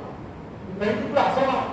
ఎందుకంటే ఇతడు ప్రతిగ్రహం ద్వారా ఇతని జీవన కరణాలు ఇతని విహిత కరణాలు ఎట్టి పరిస్థితుల్లోనూ ఆధ్యాత్మికాన్ని విడిచిపెట్టకూడదు అనేది ఈ ఆ వాక్యం ద్వారా తెలుస్తుంది. ఆ మంత్రమైన వాక్యం ద్వారా ఇక్కడ దీని తర్వాత రామపురుషదహనం అన్న ఈ మంత్రం ఏంటి అంటే దృపదాన్ని కూర్చొని దీన్ని లోకంలో దీని ఉండిపోయి దీని అనుష్ఠాన క్రియాకలాపం పోయి ఏదో చేస్తున్నారు. ఇక్కడ చాలా స్పష్టంగా చెప్తున్నారు. రేతరాణిస్థ ఉదకే ప్రతితం ధ్యాత్వా తదుతం అహవేక్షమాణః కామతః భువి తీర్థపాతేన క్షుత్వా తత్పాత్మానం విగ్రహం సహస్రధా దళితం భవేత్ ఏష పాపమప్యమోహః. ఏమిటంటే ఈ రకంగా ఈ పని చేసి భావన చేయాలి. ఈ రకంగా అనుకోవాలి. రేచనవర్మణ అంటే యమం హానిస్థ ఉదకే పతితం ధ్యానంగా తదుతం అనవేక్షణ ఒక కృష్ణవర్మ అని చెప్పి ఇక్కడ స్మృతికారులకు ఒక విషయం చెప్పింది. ఆ పాపం మనలో ఉన్న పాపం ఈ ఎడమకు ద్వారా నల్లటి రూపం కలిగి ఆ దాని ద్వారా ఈ నీటిలోకి ప్రవేశింపచేసి ఈ నీటిని చూడకుండా అనవేక్షమాన తీవ్రపాతైన ఆత్మానం విగ్రహం సహస్రధ దళితం అంటే ఇది ఇలా పుడితే కొట్టం. ఇక్కడ తీవ్రపాతైన క్షిత్వ అంటే బాగా ఓడుస్తుంది కొట్టమన్నారు. అది 1000 ముక్కలు అయ్యేలాగా అన్నమాట. అంటే మనం ఈ మంత్రం ద్వారా ఈ క్రియ చేసి భావన చేసి ఈ పాపాన్ని ఈ నీటిలో ప్రవేశపెట్టి దాన్ని నాశనం చేస్తున్నాము. ఇంత వ్యవహారం ఇంత భావన ఈ పాపం ద్రుపదా. ఇక్కడ ఈ మంత్రం ఒకటి చెప్పుకోవచ్చు ఉన్నది. ద్రుపదాది కూర్చుంది ద్రుపదాది స్నానం పవిత్రే నైవాద్యం ఆపశుద్ధం మైనస. ఇక్కడ ద్రుపదము అంటే ద్రుపదము అంటే దొంగలకు నేరస్తులకు ఒక చెక్క పొయ్యితో ఆ కాలుని బంధించేలాగా ఒక శిక్ష వేస్తారు. దాన్ని ద్రుపదము అని చెప్తారు. మనకి ఈ శ్రీరాముడికి వాళ్ళకి చివరి సమయంలో వాళ్ళందరికీ వేశారు. ఆ కాళ్ళకి బంధం అన్నమాట. ఆ పొయ్యితో బంధింపజేస్తారు. ఇక్కడ ఏమనుకుంటున్నారు అంటే ద్రుపదాది మముచాన ఇవ అంటే ఆ బంధనం నుంచి విడపబడిన వాడి వలె ద్రుపదా వివేకం చాన స్వెన్నస్నాత్మి మలాదివ. స్వెన్న అంటే ధర్మకర్త స్వేదవాన్. బాగా కష్టపడిపోయిన వాడు గుండంగా చెడగొట్టేసి అలా ఆ మాలిన్యం దృష్టాంతం అతడు స్నాత్వా అని అర్థం. స్నానం చేసి ఆ భావం నుండి ఎలా అయితే అతడు యుక్తుడవుతాడు, శుద్ధుడవుతాడు. పూతం పవిత్రేణ ఆజ్యం, పవిత్రేణ ఆజ్యం పూతం ఆజ్యంగా అందరికీ తెలిసిన విషయమే. పవిత్రంతో మామూలుగా అటువంటి కర్మల్లో ఆహరణం చేస్తారు. పవిత్రం చేత ఆ నీటిని శుద్ధి చేస్తారు. ద్రుపదా భోజనగా స్నాత్వా మలాత్మ పవిత్రేణ ఆ పూతం ఆజ్యమివ ఆపహ మాం శుద్ధంతు ఏన సహ ఏన శబ్దం పాపవాచి. ఈ జలములు నన్ను పాపం నుండి రక్షించుతాక అని చెప్పి ఈ పాప పురుషుని ఆ భావన చేసి ఇలా ఆ కొంతమంది నీటిని పీలుస్తుంటారు, ఆ గాలి పీలుస్తుంటారు. ఇక్కడ చాలా స్పష్టంగా నీటిని వదిలి ఎడమ అది కూడా ఎడమతో వదిలి తీవ్ర పార్టీ సహస్రగా దళితం పడి చేసినట్టుగా చేసి ఎప్పటికీ నువ్వు శుద్ధుడైపోయింది. ఇదంతా సంజ్ఞాపన పూర్వ. తర్వాత కొంచెం శీఘ్రంగా పెడతాం. ఇది అయిపోయిన తర్వాత అభ్యర్థం ప్రాముఖ సతతం మిత్ర సంధ్యావందనం ఆచరే అభ్యప్రక్షేపణం ప్రాముఖ సతతం మిత్ర. ఇక్కడ ఆదిత్యాభిభోజ్య అని ఒకటి వేసాడు. ప్రాముఖ సతతం మిత్ర సంధ్యావందనం ఆచరే తూర్పు దిక్కులకి తూర్పు దిక్కుగా ఉండి ఆ చేయబడి అభ్యప్రక్షేపణం ఆదిత్యాభిభోజ్య. ఇది అభ్యప్రక్షేపణ చేయగలను అని చెప్పి నియమించు. ఆదిత్యాభివృద్ధి అంటే మనం ఆధ్యాత్మిక చేస్తున్నాం అనుకోండి. సాయంకాలం ఆధ్యాత్మిక సంధ్యానం చేస్తే ఆధ్యాత్మిక పొద్దున విద్యార్థినాన్ని చేయడం కాదు. ఆదిత్యాభివృద్ధి అభ్యప్రక్షేపణం కుర్య అనే విషయం తెలియడం కోసం ఆదిత్యాలు నువ్వు అధ్యాయం ఇచ్చినా ఆదిత్యం చేసుకుంటా ఇక్కడ ఆయన చెప్తుంది. తరువాత అధ్యయనాన్ని నిజమా అధ్యప్రదానానికి ఎలా చేయాలి? ప్రాతః క్షిపేద మధ్యాహ్నే సంస్థిత అధ్యప్రక్షేపం గుర్యాలు సాయంత్రోపవిషన్ భూమి. ప్రాతకాలంలో ఉండాలి. మధ్యాహ్నే సంస్థిత నిలబడే నుంచునే వంగాలి. ముందు మధ్యాహ్నే సంస్థిత రుచు సంస్థిత మెట్ట నిలువుగా నుంచుని కాదు. అధ్యప్రక్షేపణం గుర్యాలు సాయంతో ఉపనిషన్ భూమి. సాయంకాలం కూర్చునే అధ్యప్రదానం చేయాలి. ఆ విషయం ఇక్కడ స్పష్టమవుతుంది. హస్తాభ్యాం లోకంలో ఇంకొక జాగ్రత్త అయ్యారు.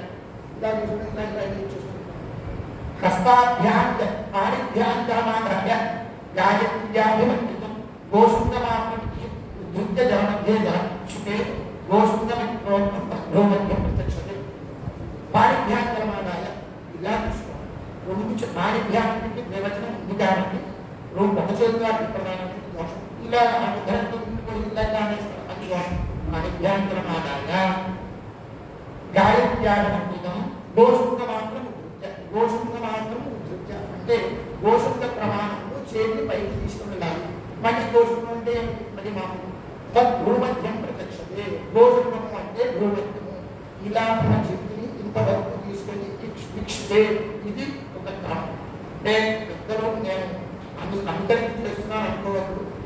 చిన్నవాడు కూడా ఉన్నారు కాబట్టి ఉన్న వాక్యాన్ని సమర్థించడం కోసం అర్థాలు చెప్తున్నాను. ఇక్కడ ఒక విషయం ప్రత్యన్యముష్ట సంయోగా రాక్షసీ పుత్రికా భవేత్ యోగదానయాచార్యం తత్వయం రుధిరం భవేత్. ప్రత్యన్యముష్ట సంయోగం ఉండకూడదు. అధ్యప్రదానం చేసేది ప్రత్యనే అనుష్ఠం. ఇది కావాలి. ఇది కూడా ఇది ఇలానే ప్రత్యన్యముష్ట సంయోగం అయితే ఆ అధ్యం రక్తం అవుతుంది అని చెప్తున్నారు చాలా. ఇది ఈ ప్రకారంగా అధ్యప్రదానం చేయాలి. ఇంతవరకు చేయాలి. ఇక్షే అయిపోయాక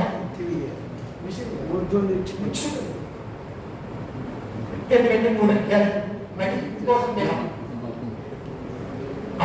అధ్యం తత్వమే ఒకసారి చేస్తే అక్కడ కదా వెళ్ళిపోతాయి కదా. పేదవారికి ఉంది దాని భాష సమర్థం.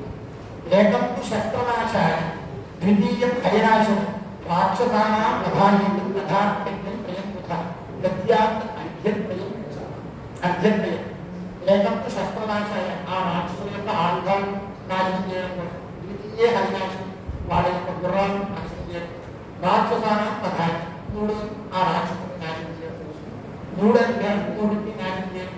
అలా చేస్తే కనుక వాళ్ళని పండించాలి కదా మనకి రాక్షసుడికి గమనాన్ని. ఇక్కడ ముంట గాయత్రి ఆరాధన. ఇంకా ఇంకొక విషయం చెప్పాలి. అదే కాలాక్రమం. కాలాక్రమ దోషం. ఈ కాలాక్రమ దోషము అంటే లోకంలో కామన్ అయిపోయింది కాబట్టి సత్యాలు సప్రాణ సశిరస చేసి ఆ ప్రాయశ్చిత్తాన్ని ధరించుకున్నాడు. ఎందుకంటే ఎవరికి అధ్యపదాన్ని కదా తర్వాత ప్రాయశ్చిత్తం అంటే ప్రాయశ్చిత్తం పుట్టింది కాబట్టి ప్రాయశ్చిత్తం చేసేసి అధ్యప్రదానం ఇంకొకటి పెద్దలు చెప్పిన మాట శ్రీకృష్ణ పండితుడు భాష్యం రాష్ట్రం ఆయన చాలా గొప్ప నేను మొన్ననే ఈ రూపేణానికి మహాత్మావులు అనుగ్రహం చేత సంధ్యాన్ని భాష్యం చదివితే మా గురుగా చెప్పారు. ఆయన శ్రీకృష్ణ పండితుడు ఆయన ప్రేమ ప్రధానం చెప్పాడు. ఆయన అంగంలో ప్రధానంలో ఒక్కడే అంగాలు అన్ని ప్రధానాలు ఉంటారు కాబట్టి శ్రీకృష్ణ పండితుడికి అద్య ప్రధానాంగములు మూడు అన్నారు కాబట్టి విమర్శ చేసేది అది కాదు. ఆయన విషయం అంత మధ్య చూసుకుంటే అసలు సంధ్యానం అంటే ఏంటి? సంధ్యానం ఈ ఆచరణ అంచనాల రక్షణ భక్షణ అధ్యపనాన రాయశ్రీకరణ ఉపస్థాన విద్యార్థానం ఏమి సంధ్యానం? ఇదంతా మనం విచారణ చేసుకోవాలి. అసలు సంధ్యానం అంటే చెప్తున్నది అసావాచ్యో బ్రహ్మేతి ధ్యానం క్రియతే తదే సాధ్యమిత్యుక్తం కర్మ బ్రహ్మోపకారకం. ఇదండి అసలు అంటే ఈ మానసిక ఏమవుతుందంటే ప్రతికి అసావాచ్యో బ్రహ్మ అనేస్తానికి భయం. అది అక్షరం అసలు భయం బాగా. మనం ఇవన్నీ పూర్వానం అధ్యప్రదానం చేస్తే గాయత్రి చెప్పిన ఉపస్థానానికి ఉత్తరానం అన్ని అంగములు అసలు సంధ్యానం అంటే ఏంటి? అధ్యప్రదానం అయిపోయిన తర్వాత విద్యను వస్తున్నంత తెలియదు. భద్రమష్టే సామానిత్యో బ్రహ్మే బ్రహ్మైవ సంబ్రహ్మాంతే దేవం వేద ఇదంతా బ్రాహ్మణం అక్కడ మనం మన కర్మానుష్ఠానంలో ఉంది అంటే అక్కడ ఏదైనా మంత్రం లేకపోతే బ్రాహ్మణ వాక్యం చెప్పడం అనేది మనకు అర్థం. మనకి పూర్వం ఇదంతా బ్రాహ్మణ విద్య వస్తున్నంతం అనేది బ్రాహ్మణం. మనం అగ్నిముఖం చేస్తున్నా కూడా ఈ పాత్రం ఈ విద్య ప్రోక్ష పాత్రమానాలు ఇవన్నీ బ్రాహ్మణ వాక్యాలు అలా చెప్తాము. ఇక్కడ ఈ వాక్యాలు ఎలా చెప్తాం? ఇక్కడ అసామాచ్యో బ్రహ్మేతి ధ్యానం క్రియతే అన్నమహం అంటే ప్రతిరోజు అసావాచ్యో బ్రహ్మ అని ఏ ధ్యానం అయితే చేయబడుతుందో తదేవ సాధ్యం సంధ్యావందన సంబంధమైన కర్మ ఏదైతే ఉన్నదో అదే సంధ్యావందనము. బ్రహ్మోపకారకం అదే కర్మ బ్రహ్మోపకారకం అవుతున్నది అని అసలు ప్రధాన సంధ్యావందనానికి మనం ఈ రోజు నుంచే మనం అర్థం చేసుకోవాల్సింది ఏంటి అంటే అంతా అయిపోయిన తర్వాత అసావాచ్య బ్రహ్మ అని చెప్పి ఆ ఒక్క క్షణం ఏకాగ్రతతో ధ్యానం చేయాలి. ఇది ప్రధాన విషయం. నిరూపించడం కోసం ఈ విషయాన్ని నేను అంత గట్టిగా చెబుతున్నాను తప్ప ఇక్కడికి ఇది సంధ్యావందన విషయం అయితే గాయత్రి అనుష్ఠానం గురించి చాలా ముఖ్యమైన విషయం ఉంటుంది. అది ఆ మంత్ర వైశిష్ట్యం బాగుండా చేసేస్తాను. ఈ గోవిందే రాక్ష బ్రహ్మాండ ఆయాత్మకాది గాయత్రి ఆత్మ ఆయాత్మకాది గాయత్రి హృదయం అయిన తర్వాత పంచశీల శోభనైన వినియోగ అని ఆ మహర్షిని ఛందస్సు అంటే కర్మ ఉపాస్య మంత్ర ఆ మంత్రాన్ని జపించేది ఆ మంత్రము యొక్క ఋషి దేవత ఛందస్సు అన్ని తెలుసుకోవడానికి సాధన అన్ని తెలుసుకోవడం కాబట్టి మనకి ప్రధాన ఉపాసన గాయత్రి హృదయానికి ఆధారాన్ని పంచశీల శోభనైన వినియోగ తర్వాత మత్సత్ప్రయత్నం చేసే అలవాటు కొంతమంది ఉన్నది. అది ఎందుకు అంటే గాయత్రి మంత్రానుష్ఠానం చేసేందుకు శృత్యాగమనం చేయమని చెప్పి స్మృతి వాక్యాలు చాలా స్పష్టంగా ఉన్నాయి. అందువల్ల కొంతమంది పంచశీల శోభనైన వినియోగ తర్వాత ప్రాణాయామం చేసేసేవాడు ఉన్నారు. కానీ ప్రాణాయామం చెయ్యాలి అన్న విషయం ఇక్కడ చక్కగా ఇలాంటి గాయత్రి మంత్రం ఇక్కడ గాయత్రి మంత్రం బ్రాహ్మణులకు ఉపాస్య దేవత కాబట్టి ఆ మంత్రాన్ని గురించి 2 విషయాలను తెలుసుకోవాల్సి ఉంటుంది. అసలు శంకరాచార్యులు వారు ఈ పంచాయతన దేవతలు పంచాయతనాలు అంతా ఉద్ధరించారు. దేశంలో సనాతన ధర్మాన్ని సమ్మతము స్థాపన చేసి చాలా వైద్య ధర్మాన్ని ఉద్ధరించారు. అసలు ఇక్కడ సందేహం మనం ఏ మతానికి చెందినవాడు, వైష్ణవ శైవమ కౌమారమ శాక్తేయమ ఏ మతానికి చెందుతున్నాం అని చెప్పి విచారం చేసుకుంటే దేవి భాగవతంలో ఒక శ్లోకం చెప్పబడి ఉన్నదండి. సర్వే శాక్తాః ద్విజా ప్రోక్తాః న శైవాః న చ వైష్ణవాః ఆదిశక్తి ఉపాసంతే గాయత్రీ వేదమాతరం. ఇది దేవి భాగవతంలో శ్లోకం. నేను ఇలా అనుకుంటాను కదా, అంతగా విభూతి ధరిస్తాను, శైవుని నాకు శైవమతము, నేను వైష్ణవాన్ని గోప్యం ధరిస్తాను, నేను వైష్ణవుని, నేను ఉపాసన చేస్తాను చుండి హోమాన్ని శాస్త్రేయుని అని చెప్పి ఎవరు దేనికి చెందుతారో తెలియకుండా ఉందండి. అసలు మన అర్థంలో ఒక సమస్య. ఈ సమస్యని దేవి భాగవతంలో వ్యాసంగానే తెలుస్తుంది.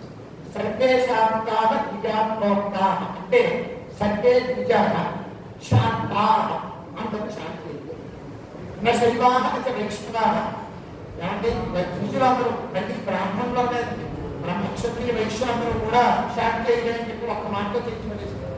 ఇంకోటి కూడా కదా శైవాః న చ వైష్ణవాః వారు శైవులు కాదు వైష్ణవులు కాదు అందరూ శాంతి. ఎందుకంటే ఆదిశక్తి ఉపాసనే గాయత్రీ వేదమాతరం. వాడు వైష్ణవుడు కానివ్వండి శివుడు కానివ్వండి శాంతి ఎవరైనా సరే ముందు ఉపనయనం చేసుకుని ఉపనయన సంస్కారం తీసుకుని మొట్టమొదట గాయత్రిని ఉపాసన చేస్తున్నాడు కాబట్టి వాడు శాంతి దానికి ఏమన్నా సమస్యలు అని చెప్పి అంత గొప్పది. మనం ఎవరైనా ఏ మతాన్ని అనుసరించినా మన ఉపాసన గాయత్రి మాత్రమే. మనం గాయత్రిని ఉపాసన చేయాలి అనే విషయాన్ని దేవి భాగవతం ఈ రకంగా. అయితే అది ఎటువంటిది ఆ గాయత్రి మనం ఎటువంటిది అంటే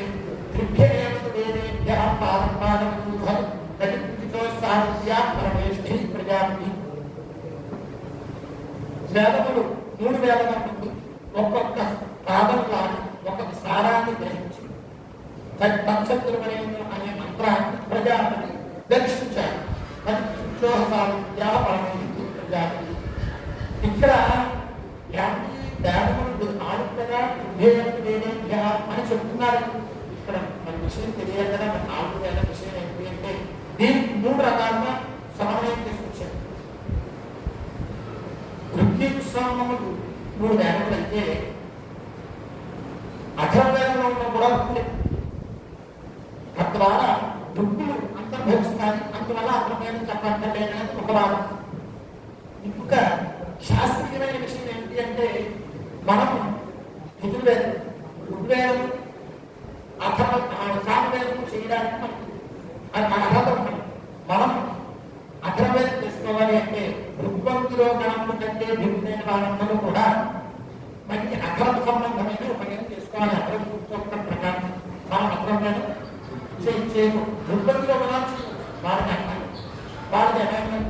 అందువల్ల ఈ 3 వేదములకు సంబంధించిన ఆ సారాన్ని గాయత్రి మంత్రం ద్వారా ఆ సారం ద్వారా ప్రజాపతి సాక్షాత్తుగా గ్రహించారు అని చెప్పి వేదం యొక్క ఆ గాయత్రి మంత్రం యొక్క వైశిష్ట్యం ఇలా తెలుస్తుంది. ఇక కాలాంతమైంది కాబట్టి ఇది కేవలము మానవుడికైనా మనకేనా అని చెప్పి ఒక సందేహం కలగవచ్చు. ఇక్కడ పురాణ ఇతిహాస పురాణాభ్యాం వేద సమకూలం అయ్యేత ఉన్నది కాబట్టి ఈ ధర్మాలను ఈ నియమాలను కూడా మనం ఎలా సమర్థం చేసుకోవాలి అంటే పురాణ ఇతిహాసాలను మనకి చాలా స్పష్టంగా వివరణ దొరుకుతుంది. పూర్వాసంధ్యా ప్రవర్తతే కర్తవ్యం దైవమాన్నికం అన్నప్పుడు కూడా తిలకము శిరోమణి గోవిందరాజీయము అని చెప్పి రామాయణానికి గొప్ప గొప్ప వ్యాఖ్యానాలు ఉన్నాయి. ధర్మాకూతము అని చెప్పి ఇక్కడ విశ్వామిత్రుల వారు కర్తవ్యం దైవమాన్నికం అని ఉన్నది కాబట్టి దైవ సంబంధమైన కర్తవ్యపరమైన సంధ్యావందనాది క్రియలు నువ్వు చేసుకోవాలి కాబట్టి లేవయ్యా అని చెప్పి విశ్వామిత్రుల వారు ఆ రామచంద్ర ప్రభువుని ఆ మేలు కొలిపినట్టుగా తెలుస్తారు. అయితే ఎందుకు వాళ్ళని వాళ్ళే లేస్తారు కదా, లేపడం ఎందుకు వాళ్ళకి ఆ మాత్రం తెలియదా అంటే, రాజపుత్రులు వాళ్ళంతా వాళ్ళు లేవకూడదు, వాళ్ళకి మేలుకొలుపు ఉండాలి. స్వామి లేవండి అన్నారు. ఆ రాజధర్మాన్ని అనుసరించి విశ్వామిత్ర మహర్షి ఆ స్వామిని లేవయ్యా ఎందుకు, అయితే ఆయన కూడా మానుష దేహంతో వచ్చాడు కాబట్టి, సాక్షాత్తు పరమాత్మ అయినా మానవ ధర్మాలన్నీ ఆయనకు వర్తిస్తాయి కాబట్టి ఈ సంధ్యావందన సంబంధమైన కర్తవ్యం ఆయన చేయాలి అని వారికి ఉద్బోధ చేస్తూ, అలా చెయ్యాలి, అంతటి పరమాత్మ చేస్తున్నాడు కాబట్టి మనము చెయ్యాలి అనే విషయాన్ని మనకు బోధ చేయడం కోసం వాల్మీకి మహర్షి ఆ రకంగా ఈ శ్లోకం ద్వారా మనకు చూపించారు. ఇది రామాయణ విషయం. ఇంకొక విషయం అండి, గొప్పదైన విషయము. ఎందుకు ఈ సంధ్యావందనానికి ఇంత ప్రాశస్త్యము, ఇంత వైశిష్ట్యము ఎందుకు అంటే, కాపిల స్మృతిలో, కపిల మహర్షి చెప్పిన స్మృతిలో ఒక గొప్పదైన విషయం ఉన్నదండి దీని గురించి. అసలు మనం ఎంత సుఖంగా బ్రాహ్మణ్యాన్ని కాపాడుకోగలము అనే దానికి ఒక ఉపాయం చాలా గొప్పగా చెప్పారు. ఇక్కడ ద్వాపర అంటే దేవర్షి నారద నిరీక్ష్య దివ్యదృష్ట్యాం భావిని దివ్యదృష్ట్యా భావిని లోక ప్రవృత్తిని నిరీక్ష్య పప్రచ్ఛ పితామహమిత్తం. నారదుడు ద్వాపరాంతమునందు, ఇంకా కలియుగం ప్రవేశించే ముందు సమయంలో, కలియుగంలో ఎలా ఉంటారు, బ్రాహ్మణ్యం ఎలా ఉంటుంది, బ్రాహ్మణులు ఎలా ఉంటారు అని చెప్పి భావిని లోక ప్రవృత్తిని నిరీక్ష ఆయన దివ్య దృష్టితో చేసి అడుగుతున్నారు. ఎవరిని? బ్రహ్మగారిని అడుగుతున్నాడు. ఏమని? తపోభి కర్మభిర్హీనే బ్రాహ్మణ్యం కేన వర్తతే వదస్వ తపసా శ్రేష్ఠ వాత్సల్యాత మయి విశ్వధృక్. తపస్సుల చేత కర్మముల చేత హీనులైన వీరి చేత, ఈ బ్రాహ్మణుల చేత బ్రాహ్మణ్యం ఎలా నిలబడుతుంది? వదస్వ తపసా శ్రేష్ఠ, తపస్సు చేసేవాళ్ళందరిలో గొప్పవాడైన వాడ. వాత్సల్యాత మయి విశ్వధృ, నాకు వదస్వ, వాత్సల్యాత వదస్వ, నాకు వాత్సల్యంతో చెప్పవయ్యా అని చెప్పి నారద మహర్షి తపోభి కర్మభి హీనే, ఎంత గొప్ప విషయం చెప్పారు చూడండి. మనకి ప్రస్తుత కాలంలో తపస్సు కర్మ అనేవి హీనమైపోతాయనే దృష్టితోటి ఆ రకంగా అడుగుతున్నారు నారద మహర్షి పరమేష్ఠిని. ఆయన చెప్తున్నాడు, తపస్వాధ్యాయ హీనోపి సర్వయజ్ఞ వివర్జిత బ్రాహ్మణ్యం శ్రాద్ధ సంధ్యాభ్యాం పరం ప్రాప్నోతి వై ద్విజ అని చెప్పి మనం తరించడానికి చాలా చాలా చాలా చాలా ఇంకా చాలా చెప్పాలి, ఇంకా చాలా చాలా చెప్పాలి. అంత సూక్ష్మమైన మార్గం చెప్తున్నారండి నాయన. తపస్వాధ్యాయ హీనోపి, తపస్సు పోయింది. తపస్సు అంటే చాలా తపస్సులు చెప్పారు, ఆ తపస్సులో వదిలిపెట్టేశాం. స్వాధ్యాయహీన, ఏ వేదాన్ని వదిలిపెట్టేశాం. సర్వయజ్ఞ వివర్జిత, అసలు ఆ విషయం, ఆ ప్రసక్తి వదిలిపెట్టేశాం, మొత్తం అంతా అయిపోయింది. శ్రాద్ధ సంధ్యాభ్యాం, దేనివల్ల బ్రాహ్మణ్యం వర్తతే పరం ప్రాప్నోతి వై ద్విజ. బ్రాహ్మణ్యం ఎలా నిలబడుతుంది అని మాత్రమే అడిగాడు నారద మహర్షి. పరం ప్రాప్నోతి వై ద్విజ అని చెప్పి రెండు ఫలాలను చూపిస్తున్నాడు. దానివల్ల బ్రాహ్మణ్యం నిలబడుతుంది, తద్వారా పరం ప్రాప్నోతి, గొప్పదైన ఫల మోక్షాన్ని పొందుతాడు. అవి ఏమిటి అంటే శ్రాద్ధ సంధ్యాభ్యాం. మనం చేయవలసిన పని ఏమిటి అంటే సంధ్యావనాన్ని వదిలిపెట్టకూడదు, పితరుల యొక్క క్రియలను వదిలిపెట్టకూడదు, శ్రాద్ధాలను వదిలిపెట్టకూడదు. ఈ రెండే కలియుగంలో బ్రాహ్మణ్యాన్ని నిలబడడానికి, మోక్షాన్ని పొందడానికి ఉత్తమమైన మార్గం. అంటే సులువైన కూడా మినిమం. ఇవి రెండు చేస్తే బ్రాహ్మణ్యం నిలబడి పరం ప్రాప్నోతి వై ద్విజ అని చెప్పారండి. బ్రాహ్మణ్యం నిలబడమే కాదు, తద్వారా పరం ప్రాప్నోతి అని చెప్పి చాలా గొప్పదైన విషయాన్ని. అయితే దీని ద్వారా మనం తెలుసుకోవాల్సింది ఏమిటి అంటే, వాడు రోగగ్రస్తుడైన అపస్మారక స్థితిలో ఉన్న ఎలా ఉన్నప్పటికీ కూడా పెద్దలు చేసేవారట, వాడిని కొడుకులు కానీ అన్నగారిని కానీ రమ్మని, అహం అవశ్యం సంధ్యావందనం నశక్నోమి అత మదర్థం సంధ్యావందనం కురు అని చెప్పి ప్రేష ఇచ్చి వాడిని వరించి ఇతడి గోత్రనామాలతో అతడు సంధ్యావందనం చేయాలి. ఇదండి విషయం. ఒకడు కోమాలో ఉన్నాడండి, యావజ్జీవం ఉంది. ఆ కోమ అంటే వెళ్ళిపోయినట్టు కాదు. ఒకడు కోమాలో ఉన్నా కూడా వాడి పేరున సంధ్యావందనం జరగాలి అని చెప్పి అంత ఆవశ్యకంగా సంధ్యావందనాన్ని గురించి దానికి ప్రేష ఇచ్చి శాస్త్రత వారిని భరించి సంధ్యావందనం మానద్దు అని రోగగ్రస్తులు ఏం చెయ్యాలి, మూగవాళ్ళు ఏం చెయ్యాలి, మూగవాళ్ళకి ఉపనయనం ఎలా చేయాలి, వాడు సంధ్యావందనం ఎలా చేయాలి, ఈ రకంగా సంధ్యావందనం వదిలిపెట్టకూడదు అనే విషయాన్ని మహర్షులందరూ స్మృతులు, శాస్త్రాలు, కావ్యాలు అన్నీ చెప్తూనే ఉన్నాయండి. చివరి విషయం అండి, ఇదే ఆఖరి విషయం. ఇది చెప్పి నేను ముగించేస్తాను. ఈ విషయం చెప్పకపోతే నాకు మనస్సు పరిపూర్ణం కాదు. ఈ ఒక్క విషయం నాకు చాలా ముఖ్యం. ఇది ఏమిటంటే,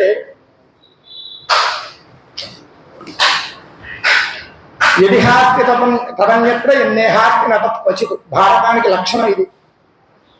ఎక్కడ లేనిది ఇక్కడ ఉంటుంది, ఇక్కడ ఉన్నది అంతటా ఉంటుంది. ఎక్కడ ఇదే భారతానికి ఉన్న విషయం ఇదే. దాని మీద ఉన్నారండి, దాని అంపశయ్య మీద భీష్ములుగా ఉన్నారండి. అర్జునుడు వచ్చాడు, గంగాధారానికి పైకి తీసుకొచ్చాడు. ఇది తీసుకొస్తే ఉపధానం కావాలని అడిగాడు ఆయన పాప తరగడం. అప్పుడు కూడా వాడు తీసుకొస్తే మానవీయమైనవన్నింటినీ నేను సుఖాలన్నింటినీ నేను అనుభవించేసాను.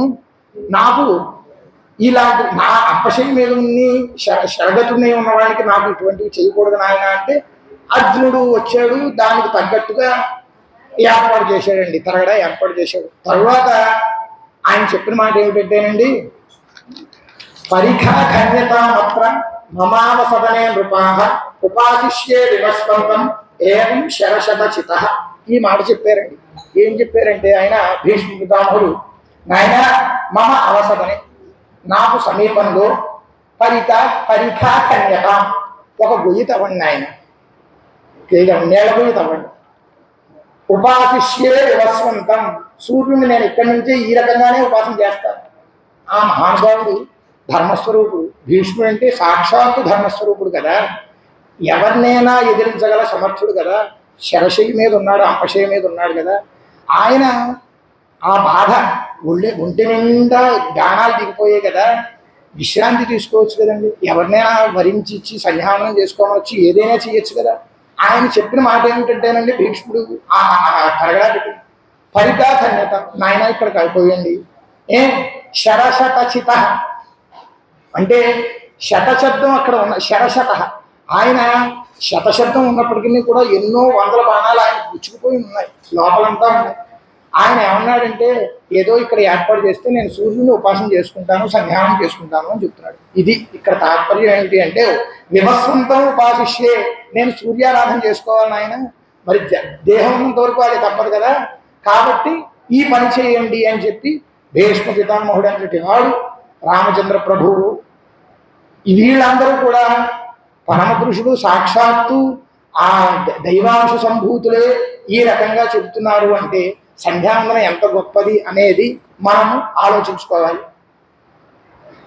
చేసేవాళ్ళందరూ మహానుభావులు, ఎటువంటి సంశయము లేదు దాంట్లో. అయితే ఇతఃప్రవృత్తి అత్యంత జాగరూకులై కూడా ఈ సంధ్యావందనానుష్ఠానం జరుగుతూ లోకోపకారకం మనకి ఎలాగా సకలం భద్రమష్టుతే, ఏదో ఒకటో రెండో, సకలం భద్రమష్టుతే, ఎన్ని భద్రాలు మంగళాలు ఉన్నారో అన్ని పొందుతారు. ఏమం వేదా అని చెప్పి మంత్రం చేసుకున్న వాడికి ఎలాగా చెప్తోంది, కానీ తనతో పర్యాప్తమైపోయేది కాదు.